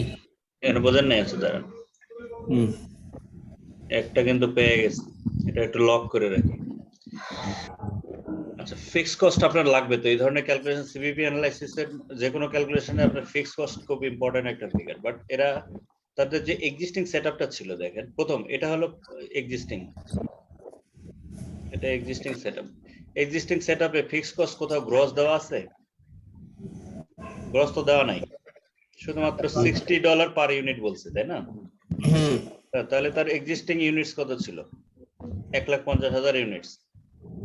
তাহলে 1,50,000 ইউনিট দিয়ে আগে তার ফিক্সড কস্টটা বের করেন। এই এক্সিস্টিং ফিক্সড কস্ট ছিল এফসি হলো 90 লাখ, আর প্রস্তাবিত হলো এইটা প্রপোজড, ঠিক আছে। যেহেতু 7 লাখ টাকা কমাই দিবে। কিন্তু এখানে আমরা ভুল করব যে 60 কে আমরা সরাসরি 1,75,000 দিয়ে অনেক সময় গুণ করে একটা ভুল ফিগার বের করতে পারি। হ্যাঁ, তো সেই ভুল ফিগারটা কত হতে পারে আমরা একটু দেখতে চাই। 1,75,000 ইনটু 60, 1,05,00,000। 1,05,00,000 আলা কোনো ফিগার এই এমসিকিউর মধ্যে আছে নাকি? নাই। আচ্ছা, দরকার নাই তাহলে, কিন্তু এই ভুলটা আমরা করব না।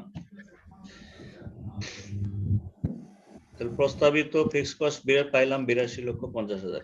এই একটা জায়গা লক করে রাখেন, এখানে পাইছি একটা ফিগার মিলছে। ওকে, আর কোন জায়গায় প্রস্তাবিত চেঞ্জ আছে কিনা? নাই। এবার আসেন এলিমিনেট করব আমরা। অপশন এ কে এলিমিনেট করতে হলে আমাকে একটু ক্রস চেক করতে হবে যে per unit contribution margin 72, is it true? না ভাই, পার ইউনিট কন্ট্রিবিউশন মার্জিন কত? এই যে সিএম 102। হ্যাঁ, এখানে যে চারটা অপশন দিছে সবগুলো বলা হয়েছে যে after changing the scenario. After changing the scenario, আমার বিফোর সিনারিও কিন্তু সিএম ছিল 90 টাকা, আর after changing the cost structure এটা কি 72 টাকা হওয়া সম্ভব? সিএম তো আমি অলরেডি বের করে রাখছি 102 টাকা, 72 টাকা কই পাইলো? সো এটা আর ফার্দার ক্যালকুলেশন করে আবার এইটারে মিলাইতে যায় না, দরকারই নেই। এখানে অপশন, এখানে আমার দুইটাই রাইট হতে হবে। দুইটাই রাইট হইতে হবে। সো এইখানে ব্রেক, এটা ভুল। খুব বেশি সময় লাগলো না কিন্তু। আচ্ছা, বি তে দেখেন, বি তে ফিক্সড কস্ট 82 মিলছে। এই জায়গায় আমার একটু অপটিমাইজেশন হতে পারে, একটু আশা করতেছি যে এটা যেহেতু একটা পাইছি তাহলে এটাও হইতে পারে। টোটাল কন্ট্রিবিউশন মার্জিন বলছে 15,300, এরকম হয় কিনা দেখেন, একটু মিলাই নেন। পার ইউনিট সিএম যদি 102 টাকা হয়, টোটাল সিএম কত হওয়া উচিত? 1,75,000 দিয়ে গুণ দিলে কি ফিগার আসে? Definitely not. 175,000, দ্যাট মিন্স এটা হবে 1,78,00,000। 78 লাখ, জি 50,000। 1,78,50,000 ফিগার নাই এরকম। সো এটা অপশন এইখানে বাদ এটা। আচ্ছা, এরপরে কি থাকলো? সি তে আসেন। এরা বলছে variable cost ratio of 32% and operating income 96,000। Operating income তো আমরা বুঝি,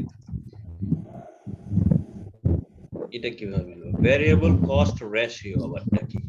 সিএম রেশিও শুনছি, ভ্যারিয়েবল কস্ট রেশিও কি আমরা বলতে পারবো না? সেলিং প্রাইস কত? Sales per unit 150। আচ্ছা, ভ্যারিয়েবল কস্ট কত পাইছি? 48। তাহলে ভ্যারিয়েবল কস্ট রেশিও কত হবে? 48/150। Right, 48/150, that means 32%। 32%। ক্লিয়ার? এটা VCR clear?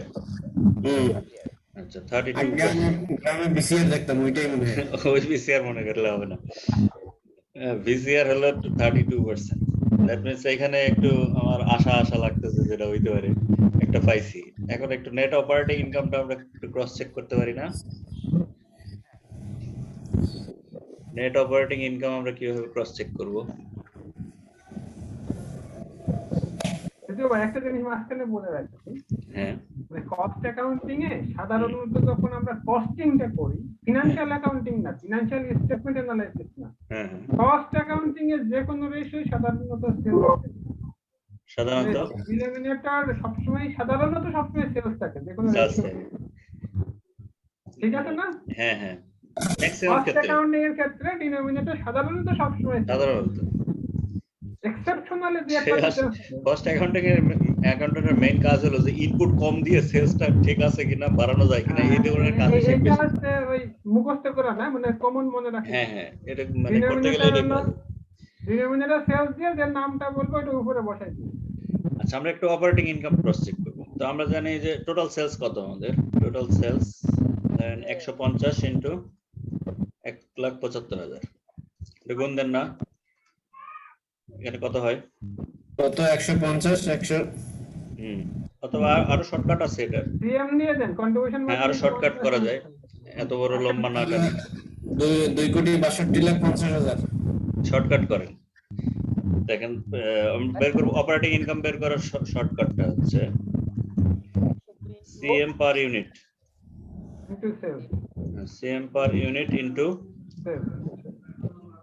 CM per CM per unit into total units. কত ইউনিট সেল আছে? হ্যাঁ, 1,50,000 মাইনাস ফিক্স কস্ট। আচ্ছা, তাহলে দেখেন সিএম পার ইউনিট কত? 102 না? 102 ইনটু 175। 175,000 কত হবে? মাইনাস এফসি হলো 82,50,000। 82,50,000। দেখেন নেট ইনকাম কত হয়, মানে অপারেটিং ইনকাম কত হয়? 1,70,25,000। 102 আর 175 গুণ করলে সরি, না, একটা জিরো কম হয়েছে। কত হবে? 1 কোটি 96 লাখ 96 লাখ। আচ্ছা, টোটাল ক্যালকুলেশন করলে 96 আসে।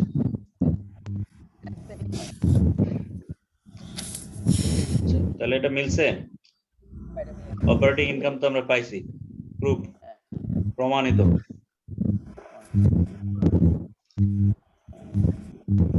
পরপর দুটা সিনারিও মিলে গেছে, যেটা আমরা আমাদের ক্যালকুলেশন থেকে আমরা এই প্রোডাকশনটা পাইছি। আপনি চাইলে এখান থেকে বের হয়ে যেতে পারেন, সেক্ষেত্রে লাস্ট অপশনটা ট্রাই করার কোনো দরকার নাই। তারপরে যদি মনের শান্তিতে আপনি করতে চান, হাতে যদি সময় থাকে, হ্যাঁ, তারপরে একটু মনের খায়েশটা মেটাই দেন। দেখেন এখানেও আপনার কনফিউশন অ্যারাইজ করবে যে কন্ট্রিবিউশন মার্জিন রেশিও 68, এই কথাটা সত্য না মিথ্যা? এটা সত্য কথা। এটা সত্য, কিন্তু সিএম রেশিও একেবারে পারফেক্ট, কারণ আপনার হলো কত? 32% আপনার ভিসিআর। 68 যদি 32 হয়, এটা ভাইস ভার্সা রিলেশন আছে। ভিসিআর 32 হলে সিএম অবশ্যই 68 হবে। সো এখানে কিন্তু একটু সত্যতা আছে। And operating income 70/50, operating income এখানে আমরা উপরে প্রুফ করে আসছি যে 96 লাখ। হ্যাঁ, সো এটা বাদ। এই হলো পদ্ধতি। বলেন, এখানে কোনো মানে না বোঝা বা কঠিন কোনো বিষয় আছে কিনা, কোনো প্রশ্ন আছে আচ্ছা কিনা? জিতু ভাই, এই কোশ্চেনটাতে কয় মিনিট মানে সময় দেওয়া উচিত স্ট্যান্ডার্ড টাইম?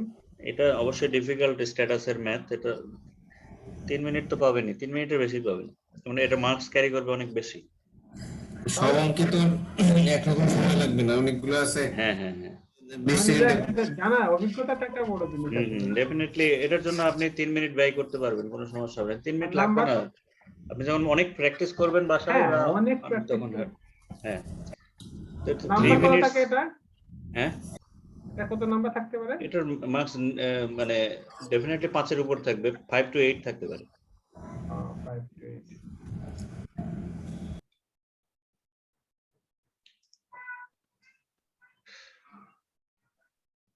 তো এই ছিল আমাদের কঠিন অঙ্কের নমুনা আর কি, সিভিবি রিলেটেড এবং খুবই সহজ এবং সব পাটিগণিত স্টাইলের। মানে এখন জাস্ট শিখেন বা মানে জড়তাটা কেটে যাবে ইনশাল্লাহ। আমার কাজ হলো জড়তা কাটানো, তারপরে দেখবেন হাতের স্পিড এমনি বেড়ে গেছে। জিতু ভাই, আপনি যদি ইন্ডিয়া থেকে সিপিএ করে আসতে পারেন তাইলে না আমাদের হলো আমাদের বাড়বে, আমাদের আরো আগ্রহ আরো বেড়ে যাবে। আমরা আশা করতেছি আপনি দ্রুত ইন্ডিয়ায় যাবেন। যখন আমি ইন্ডিয়া যাবো তখন এখানে প্রক্সি দিতে হবে তো আপনাদেরকে, এজন্য তাড়াতাড়ি পাস করে। না ঠিক আছে, কারণ বাংলাদেশে অনলাইনে সারা বিশ্ব থেকেই করে দেয়, সমস্যা নেই। আচ্ছা, a cost volume profit CVP analysis examines the interaction of all of the following except C C। একমত সবাই? বুঝতেছি না হয় নাই তো। ইংরেজিতে। CVP analysis examines the interaction।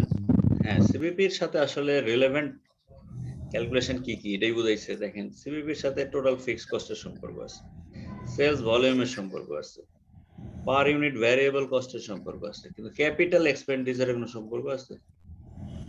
উত্তর মেরু আর দক্ষিণ মেরু, এটা আসলে ক্যাপিটাল এক্সপেন্ডিচার ফিনান্সের বিষয়, এটার সাথে সিভিবির কোনো সম্পর্ক নেই। So right answer C.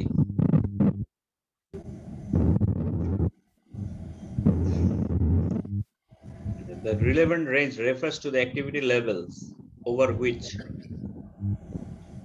এটা একটু কঠিন।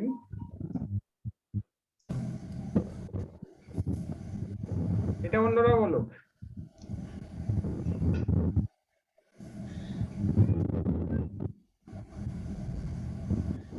relevant range refers to the activity levels over which cost relation non constant। cost relationship will hold constant. Cost relationship will hold constant. মানে এটা দিয়ে কি বোঝাইছে, মানে কি? আচ্ছা, সিভিবির অঙ্কে ম্যাক্সিমাম দেখবেন এই শব্দটা ইউজ করে, প্রায় অঙ্কে আছে না রিলেভেন্ট আমি রেঞ্জ। একটু বলি জিতু ভাই, আমি হ্যাঁ, বল। বলি এটা বলতে আমি যেটা বলছিলাম আর কি ফর্মুলাটা মনে করতে। এখানে ওই y = x + b যেটা দেখেন, হ্যাঁ হ্যাঁ, ওয়াইটা যদি আপনার টোটাল রেভিনিউ হয়, ঠিক আছে, এটা হবে আছে আপনার total production cost, production unit, আর বি হলো আপনার সব সময় সেম হবে, বি মানে হচ্ছে ভেরিয়েবল কস্ট পার ইউনিট। এটা যে আপনি গুণ করবেন, আপনার 1 ইউনিট ভেরিয়েবল কস্ট বাড়লে 1 ইউনিট প্রোডাকশন বাড়লে সেলস বাড়বে, কমলে এই রিলেশনশিপে যখন y = x + b, অর্থাৎ marginal cost or marginal revenue will remain, মানে একই হারে বাড়বে বা কমবে। এটাকে বলে লিনিয়ার রিলেশনশিপ। হ্যাঁ, লিনিয়ার রিলেশনশিপ। লিনিয়ার রিলেশনশিপ এই জন্য বলছে যে কস্ট রিলেশন লিনিয়ার রিলেশনে কখনোই লিনিয়ার রিলেশনের মূল কথা হচ্ছে যে আপনার এখানে ভেরিয়েবল যেটা করবেন এক্সট্রা একটা ভেরিয়েবল থাকবে, বাকি সবই ফিক্স থাকবে। এখানে দেখেন ভেরিয়েবল হচ্ছে আপনার একটাই, সেটা হচ্ছে ইউনিট প্রোডাকশন, কিন্তু আপনার ভেরিয়েবল কস্ট পার ইউনিট কিন্তু সেম। এটা আমরা ওই যে ইন্ডিয়ান একজন রাইটার আছে ম্যাথের বই, যেটা বিবিএ তে পড়াইতো, হ্যাঁ ওটা এটা লিনিয়ার, আমি পড়তে আমার মনে আছে। ওইটা ঠিক এভাবে আছে, y = bx + c। bx টা হচ্ছে ভ্যারিয়েবল, হ্যাঁ এটা ভ্যারিয়েবল আর এইটা ফিক্সড। ফিক্স এই যে রিলেশন ফলো করে বলে কস্ট স্ট্রাকচার সব সময় সেম থাকে। এটা প্রুফ করা যায় এইভাবে, ধরেন b টা হচ্ছে পার ইউনিট, b হলো পার ইউনিট ভেরিয়েবল কস্ট। হ্যাঁ, পার ইউনিট ভিসি হইতে পারে, আবার সেলিং দিয়েও করা যায়। যদি যাই করেন রেভিনিউ যদি বের করতে চাই তাহলে আবার ওখানে সেলস প্রাইস বা পি বসায় দিলেই হয়। তো বিটা হচ্ছে পার ইউনিট ভিসি, ধরেন আপনার 5 টাকা। এক্স ইজ দ্য নাম্বার ধরেন 100 টাকা, 100 ইউনিটস। আর সি হলো ফিক্সড কস্ট। হ্যাঁ হ্যাঁ, এটাই বলতে মূলত এটাই হলো এর কস্ট স্ট্রাকচার। এটা যদি 1000 হয় তাহলে ওয়াই এর মান কত হবে? ব্যাপারটা এরকম। হ্যাঁ, এইটাই জিনিস হলো এটাই। 5 into 100 plus 1000। আচ্ছা, তাহলে 500 আর 1500 হলো। আচ্ছা, আবার দেখেন আপনি এই 100 এর ইয়ে করেন, 101 বানাই দেন তো কি হয়? শুধু 1 বাড়াই দেন। 5 into 101 plus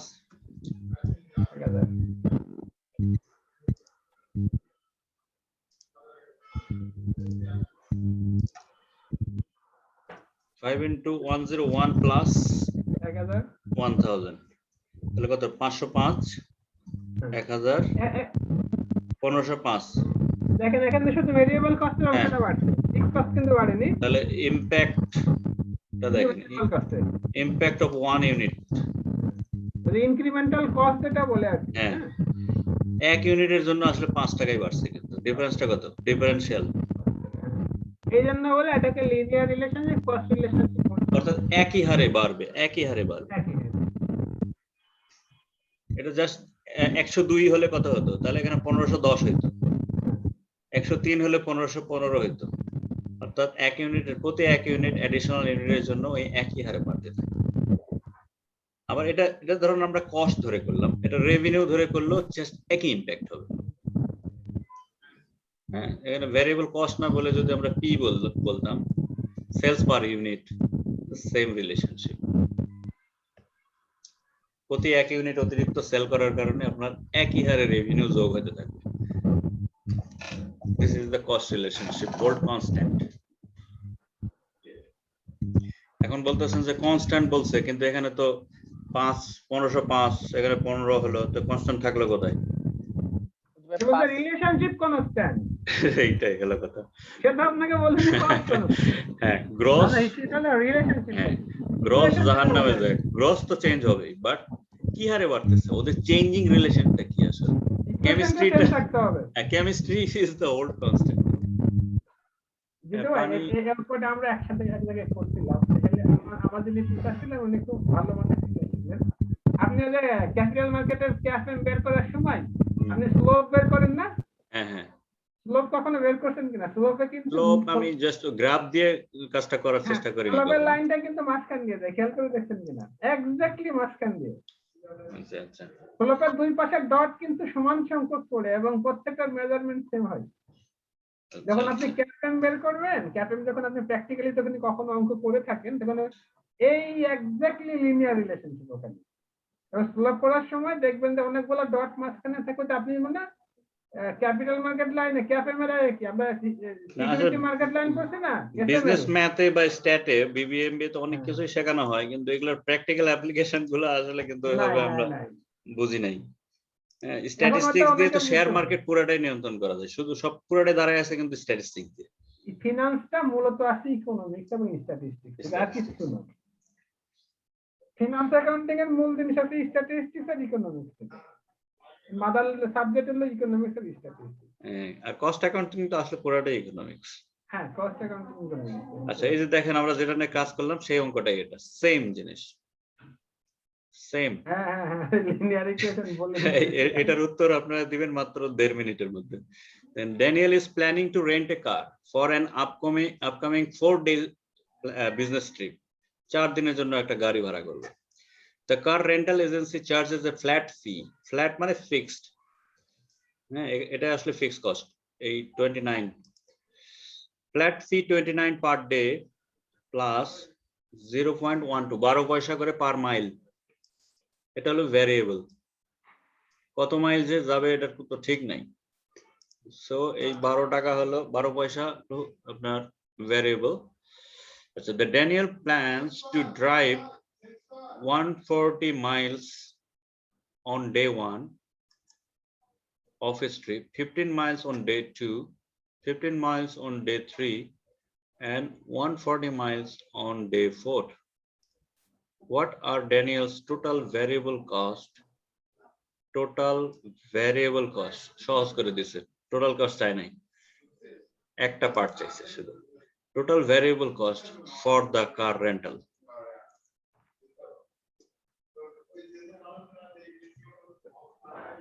একটু ঠান্ডা মাথায় দেখেন, আরেকবার পড়েন।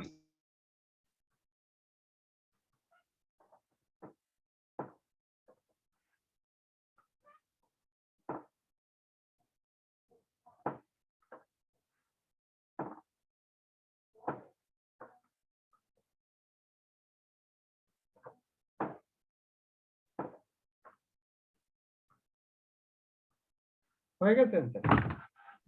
37.20 জি জি ঠিক আছে। 37.20 কারণ ভাই এত তাড়াতাড়ি হয়েছে মানে ম্যাথের স্টুডেন্ট বুঝে গেছে। 1 2 যোগ দেখতেছেন ভয় ভাঙছে এখন সিএমএ নিয়ে। না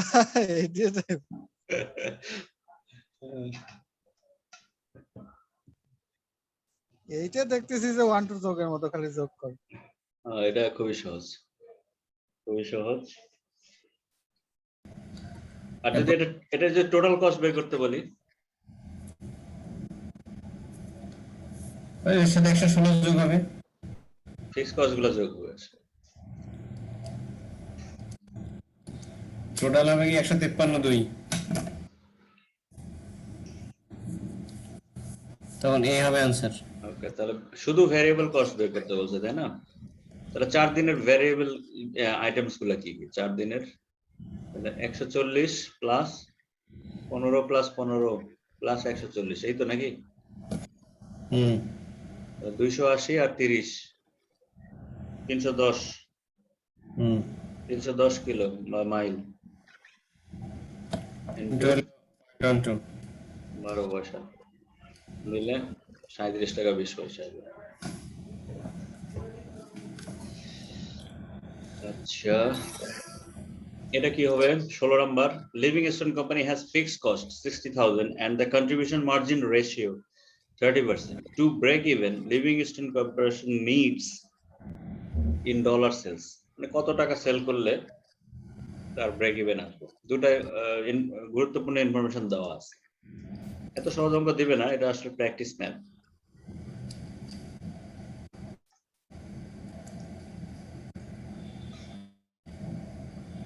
ডলার অ্যামাউন্টটা হলেই হবে। এ নাকি 60,000 divided by A 2 lakh. A answer. That means FC divided by CMF ratio 60,000 divided by 0.3, 2 lakh.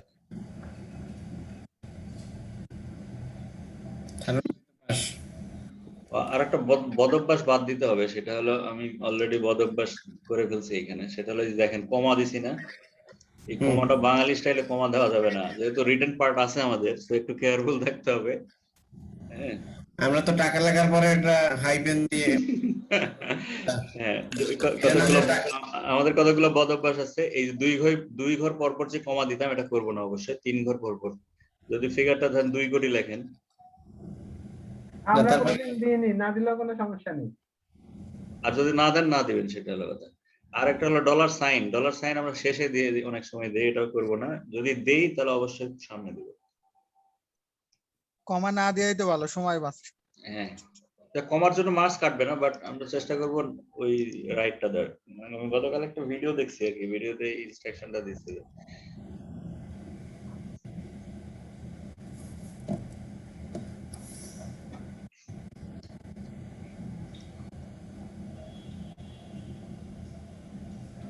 আচ্ছা,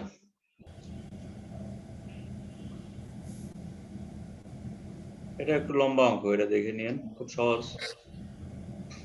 আচ্ছা, আমি আরেকটা টিপস দিব আজকে, সেটা হলো কোর্সিন ব্যাংক আসলে কেউ কি সলভ করতেছেন? না আমি করি নাই এখনো সলভ করা শুরু করেন নাই? আমি টেক্সটের মধ্যে আছি। আচ্ছা, টেক্সটে আবার বেশি দিন হারাই দেন না, বেশি সময় লেগে যাবে, দরকার নেই। টেক্সট অন্তত একবারের জন্য হলে দেখেন। হ্যাঁ ওই সেই কিন্তু একবার ওটা মানে মুখস্থ করে কুলাইতে পারবেন না, বা অনেক ডিপে যাওয়ার দরকার নেই, কারণ ওটা শেষ নাই। এটার সবচেয়ে ভালো যে জিনিসটা সেটা আমি দেখাচ্ছি। এটা হকের কোশ্চেন করবো, এই তো প্রশ্ন। আমার আসলে কোনো বৈষম্য নাই হক উইলি নিয়ে, দিন শেষে সবই সমান, বাট হক দিয়ে শুরু করাটা ভালো, কারণ হকে যা আছে পুরো ক্রিম আছে। গ্লিম ব্যাটার কোনোই নাই ওই কোশ্চেন ব্যাংক আছে তো অনেক, এতগুলো পড়ার সময় আছে। আমার ধারণা মতে দিতে ভাই যে কোনো একটা বই ফুল করলে পুরো কমপ্লিট হয়ে যাওয়ার কথা। শুধু হক দিয়েও পাস করা যাবে, কোনো সমস্যা নেই, হ্যাঁ, কিন্তু পড়ার মতো পড়লেই যথেষ্ট, আমি তো কনসেপ্টটা পুরো ক্লিয়ার করতে হবে। একটা বই পড়ছি পুরো ফিনান্সিয়াল ম্যানেজমেন্টে, একটা বই পড়ছি, আর কোনো বই না। আপনি হক বলেন, গ্লিম বলেন, এগুলো তো সবই আইএম এর গাইডলাইন অনুযায়ী তারা সেম এগুলো তৈরি করছে, ডিফারেন্স, বেসিক কোনো ডিফারেন্স নাই। ভাই হকের বইটা কি পাওয়া যায় লিখিতে? হ্যাঁ, হকের বইটা কি পাওয়া যায় কোশ্চেন ব্যাংকে? কোশ্চেন ব্যাংক, হ্যাঁ আমরা এগুলো আমি অবশ্য যে এক্সাম্পল গুলো আনছি এগুলো সব উইলি থেকে, বাট উইলি আর হকের মেইন কোশ্চেন গুলো একই, সেম। জিতু ভাই একটা পরামর্শ। হ্যাঁ, 2-3টা চ্যাপ্টারে তো যেমন বিজনেস ইথিক্সে কোনো ম্যাথ নাই, তারপরে রিস্ক অ্যানালাইসিস না কি জানি আছে না লাস্টে ওইটা, হ্যাঁ ইআরএম যেটা এন্টারপ্রাইজ হ্যাঁ রিস্ক। ইয়ারে এগুলো আমাদেরকে মনে হয় আপনি নোটগুলো দিয়ে দেন, আমরা এগুলো পরে ঝাঁঝরা করে ফেলি। নোটের কিছুই নাই, এটা মানে এই যে কোশ্চেন ব্যাংক হ্যাঁ, সিরিয়াল মেনটেন করে যান, সমস্যা নেই। না ওগুলো হয় কি, ওগুলো তো ধরেন না বুঝলে আপনি জিজ্ঞেস করুন, ওগুলো তো ইন বিটুইন দ্য লাইন্স আপনি পড়াইতে গেলে এখানে অনার্স হয়ে যাবে। ইন বিটুইন লাইন পড়াবো না, তবে ওখানে কিছু কিছু জিনিস নিয়ে ডিসকাস করার আছে। হ্যাঁ, মানে ম্যাথ মানে যে কঠিন আর ওই রচনামূলক মানে সহজ, ব্যাপারটা এরকম না। আপনি ইথিক্স এর প্রশ্নে সবচেয়ে বেশি ধোঁকা খাবেন, বলে রাখলাম। ইথিক্সই সবচেয়ে কম মার্কস পাবেন ল্যাঙ্গুয়েজের কারণে, ল্যাঙ্গুয়েজ অনেক কঠিন, অনেকটা ল এর মতো আর কি। ল এর ল্যাঙ্গুয়েজ গুলো যেমন আমাদের অন্য ডেসক্রিপশন সাথে মিলে, ওরা কোড ল্যাঙ্গুয়েজ ইউজ করছে, ইংরেজি করছে, কিন্তু টার্ম গুলো একটু মানে প্রচলিত ইংরেজি না। দিতে ভাই এটা কি আইসিএম এর দিকে ঠিক রকম? আইসিএম এর ইথিক্স বই আমি দেখি নাই, ওরা নতুন চালু করছে, এখন কোনটা পড়াইতেছে মানে নিশ্চয়ই ব্রিটিশ মূলত কোনটা। কোড অফ ইথিক্স যে ফিনান্সিয়াল অ্যাকাউন্টেন্টের ওইটাই কি না, বা ম্যানেজমেন্ট অ্যাকাউন্টিং এর কোড অফ, ওরকম সিমার সাথে মিলবে, সিমার সাথে। হ্যাঁ সীমা সিএম এর একই বই তো। সিএম এর আমাদের আইসিএম এর ভিতর জাস্ট সিমারে কপি করছে, ওটা নিজস্ব। হ্যাঁ একদম পুরোপুরি সেম, কোনো পার্থক্য নেই। আচ্ছা দেখেন, যেটা বিষয় হলো এই যে প্রশ্ন ব্যাংকের, আচ্ছা এখানে অ্যানসার গুলো দেওয়া নাই, আমি অ্যানসার সহ একটা দেখাই।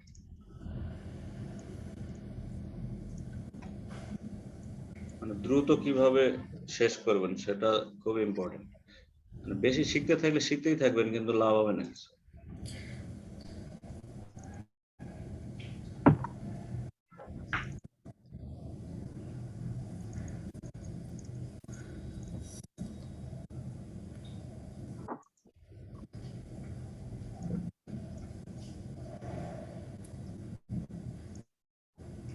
এই যেমন ধরেন এটা একটা কর্পোরেট ফিনান্স বা যে কোনো একটা চ্যাপ্টার দিয়ে আপনি শুরু করতে পারেন। আমি স্ক্রিন শেয়ার করি।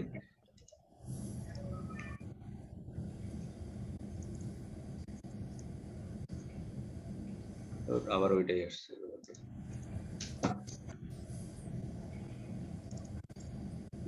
এটা কি দেখা যাচ্ছে? Section B corporate finance. হ্যাঁ দেখা যাচ্ছে, এটা তো পাইছি আমরা। ওকে, হ্যাঁ পাইছেন, ভালো কথা। কিন্তু মানে দ্রুত এমসিকিউ কভার করবেন যেভাবে, সেটা হলো বাসায় যখনই আসেন বা ফ্রি থাকেন, ছুটির দিন, ওয়ার্কিং ডে দেখা। যেমন আমি আমার নিজের কথা বলি, গতকালকে আমি বাসায় আসছি রাত 9:30টায়, 3 ঘন্টা জ্যাম খেটে আমি তাও প্রায় 40টার মতো এমসিকিউ সলভ করছি। রাত একটু হয়েছে হোক, সেটা সমস্যা না। সেটা হলো আমি যেভাবে করি, এগুলো প্রশ্ন দেখবেন, অ্যান্সারটা দেখেন। প্রথম দফায় যে আপনাকে পারতে হবে, নট নেসেসারি। হ্যাঁ, এখন কথা হলো এটা বোঝেন না বোঝেন বা ক্লাসে কভার হোক বা না হোক, আপনার বেস্ট টিচার আছে এই জায়গার, এইটা এই এক্সপ্লেনেশনটা। আপনি এই এক্সপ্লেনেশনটা পড়লে আপনার বই থেকে পড়ার যে ঘাটতিটা থাকবে, এভাবে 50টা 100টা এমসিকিউ যখন আপনি সলভ করবেন উইথ এক্সপ্লেনেশন, আপনার বইতে কি আছে কি নাই সব কভার করে যাবে এখানে 100%, কিছুই বাদ নাই। যেমন ধরেন এখানে কি আছে, from the view point of the investor which of the following securities provides the least risk. সবচেয়ে কম রিস্ক কোনটা, সবচেয়ে কম রিস্ক কোনটা? এখন বইতে, টেক্সট বইতে কিন্তু এটার একটা সিরিয়াল মেনটেন করে একটা টেবিল দেওয়া আছে। যেমন সিকিউরড বন্ড, যে সিকিউরড বন্ডের উপরের দিকে আছে ধরেন মর্গেজ বন্ড, তারপরে আগলার সেকেন্ড মর্গেজ, হ্যাঁ এরকম ছিল কিন্তু টেক্সট বুকে। তো ধরেন টেক্সট বুক তো আমাদের সবসময় মাথার মধ্যে থাকবে না, আমাদের এমসিকিউ অনেক বেশি নাড়াচাড়া করতে হবে। তাহলে এখানে একটু আমরা এক্সপ্লেনেশনটা করে নিতে পারি। তারপরেও যদি মনে করেন যে এই সি কেন নয়, ডি কেন নয়, সেই ব্যাখ্যাও এখানে পাবেন। হ্যাঁ, তাহলে পুরো জিনিসটা আপনার 360 ডিগ্রিতে পড়া হয়ে যাবে এখানে। হ্যাঁ, বাট যদি বই এ টু জেড টু শেষ করতে পারেন আলহামদুলিল্লাহ, একটু খুবই ভালো। বাট আপনার বই পড়তে পড়তে দেখা গেলে জীবন যাবে, কিন্তু পরীক্ষার ডেট ফাইনাল করার মতো সাহস আর হবে না, যতদিন না আপনি এমসিকিউ এর উপর শতভাগ কন্ট্রোল না আনতে পারেন। হ্যাঁ, সো এই এক্সপ্লেনেশনের চেয়ে বড় টিচার আর নাই। এইভাবে আপনি ডেইলি বেসিসে একটা টার্গেট করেন, হয়তো আমরা ক্লাসের সাথে টপিকগুলো মিলাই মিলাই আগাইতে থাকেন। বা ধরেন আমাদের আজকে ছিল সিবিপি, তো বিগত 3 দিন অন্তত 3 দিনে অন্তত 100টা সিবিপি অ্যানালাইসিস আপনারা বাসায় প্র্যাকটিস করলে করতে পারতেন। অন্তত 100টা না হোক। এটা তো কর্পোরেট ফাইন্যান্সের, সিবিবিটা তো দেন নাই। পুরা মানে পার্ট 2টাই দিয়ে দিছি। 120 পৃষ্ঠা আপনি খেয়াল করে দেখছেন কামাল ভাই? আমি আমি পৃষ্ঠা তো খেয়াল করছি, ভিতরে খেয়াল করিনি। আচ্ছা আচ্ছা, শুনুন, সিবিপি দেই নাই ঠিক আছে, সিবিপি আজকে দেই নাই বা দিয়ে দিচ্ছি, বাট আগের গুলাও হয়তো আমরা এভাবে করি নাই অনেকে, বাট সামনের দিকে আমরা এইভাবে একটু প্র্যাকটিস গুলা করব, এটা একটু মাথায় রাখেন, ঠিক আছে? আমরা তো এখন পরীক্ষায় যাচ্ছি না। এই 420 পৃষ্ঠা কি এক কয়টার ভিতরে কয়টা আছে? কর্পোরেট ফিনান্স তো 420। কর্পোরেট ফিনান্স ফুল সেকশন বি আছে এর মধ্যে। আচ্ছা আচ্ছা, এরকম কয়টা সেকশন এতে কি দিবেন? আচ্ছা, সেকশন এ তো দিয়ে দিছি। মোট কোশ্চেন কি 1100 না কত এরকম? মানে সব মিলে 1100টার মতো হবে। আচ্ছা, 1100টা কোশ্চেন যদি আমি বুঝে করতে পারি তাহলে কি 6টা সেকশন মিলে 1100, বাট আপনার ফাইনাল এক্সামের আগে আপনার 1100 পড়া লাগবে না, আরো কমায় ফেলবেন, 500তে নেমে আসবেন। আমি যদি বুঝে পড়ি তাহলে কি পাস করা যাবে, তাই না? বুঝে পড়লে 500টাই যথেষ্ট, কারণ অঙ্কের মতো অঙ্ক আছে না, আর তো আপনার তো কমন পড়বে না, অঙ্কের মতো অঙ্কই থাকবে। আপনি বুঝে পড়ে সরাসরি কমন পড়ে? না না না, জীবনে কমন করবে না, একটা অঙ্ক কমন করবে না। না, আপনি বুঝে পড়লে আর আপনি যদি 72% পান পাস। হ্যাঁ হ্যাঁ, আপনার অঙ্কের মতো অঙ্ক থাকবে, প্রশ্নের মতো প্রশ্ন থাকবে, বাট হুবহু এই দেখা গেল কোম্পানির নাম, সংখ্যা, এগুলো কখনো মিলে না, বানাই দিয়ে দেবে। সংখ্যা মিললে হইলো, সংখ্যা মিলবে না। হ্যাঁ, না আমরা যখন মনে করেন বিভিন্ন অ্যাডমিশন টেস্ট দিতাম, কিছু অঙ্ক সরাসরি কমন করে যায়, বুঝতে পারছেন? যাক, আমি মানে টপিক রিলেটেড সাথে সাথে কোশ্চেন ব্যাংক গুলো প্রোভাইড করে দিচ্ছি, এবং যেটা দেই নাই সেটাও দিয়ে দিব, বাট আচ্ছা, সেশনের সাথে মিলালেও আপনারা এইভাবে একটু পড়তে থাকেন, আগাইতে থাকেন। হ্যাঁ, এই যে সেকশন এ এবং বি, এটা থেকে টোটাল কভারেজ আছে? টোটাল এই যেমন হকে লেখা আছে সেকশন বি কর্পোরেট, সেকশন এ তো এরকমই আছে, এর চেয়ে কম। আমাদের টোটাল 6টা সেকশন, এরকম কি 6টা সেকশন 6টা ইয়া কি? হ্যাঁ হ্যাঁ হ্যাঁ, 6টা শীট আছে। 6টা শীট? হ্যাঁ, 6টা শীট। আচ্ছা আচ্ছা, ঠিক আছে, এবার বুঝতে পারছি। আর এই হকের কোশ্চেন ব্যাংকে একটা সুবিধা আছে, যেটা আমি দেখাচ্ছি, যারা পেপার বেস প্র্যাকটিস করতে চান, সবসময় হয়তো স্ক্রিন ভালো লাগবে না, যেটা হকটা অনেকটা প্রিন্টেবল আছে। হ্যাঁ, দেখাচ্ছি আমি। যেমন আমরা ছিলাম হকের কোশ্চেন অ্যান্সার আছে, কোশ্চেন শুধু কোশ্চেন আছে, শুধু কোশ্চেন। তাহলে ওখানে পেজ কমে গেছে স্বাভাবিকভাবেই।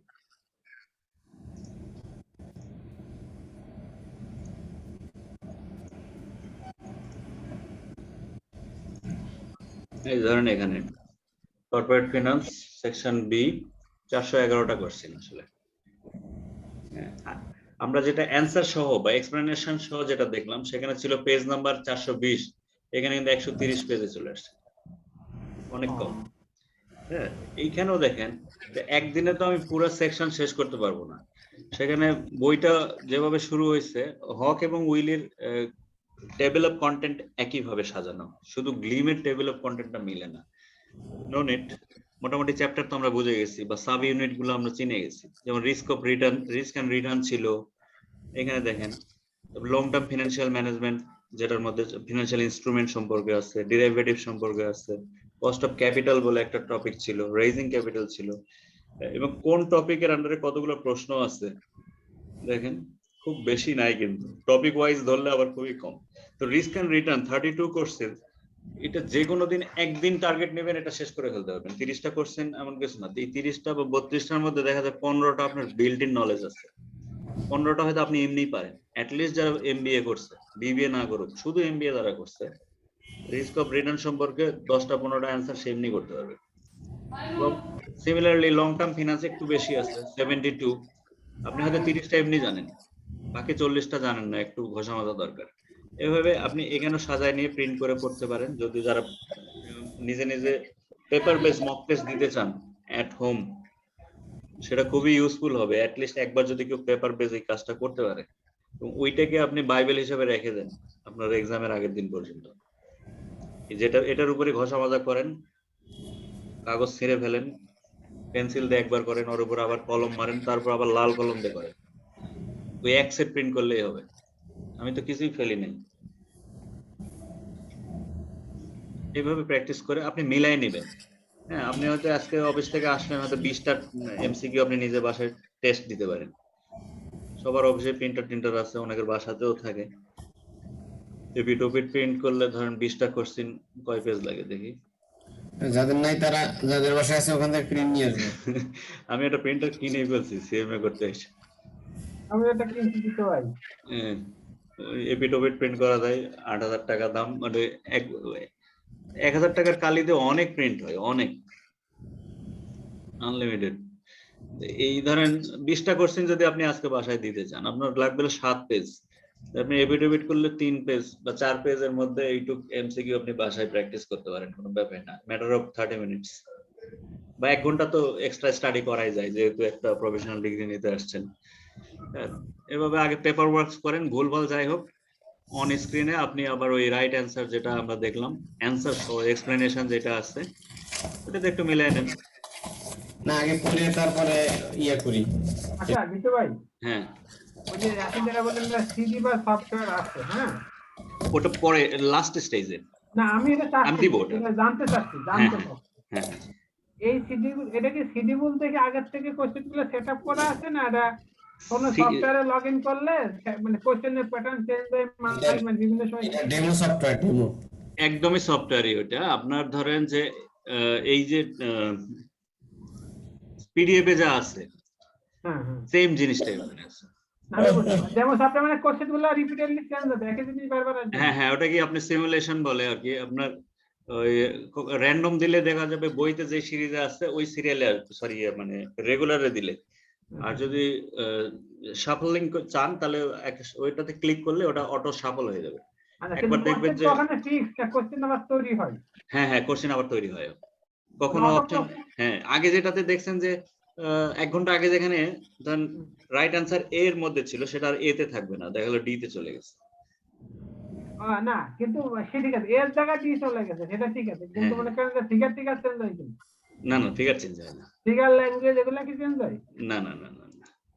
ও আচ্ছা, না ওই যে আমরা একটা আমাদের ফিনান্স একটা সফটওয়্যার দেখছিল, ওখানে হলো আপনি কি চান, আউটপুট কি চান, সে আউটপুট দিয়ে দিলে সে ইনপুট বানায় দেয়। ওটা হলো আমি বলি ওইটা বিভিন্ন প্রতিষ্ঠান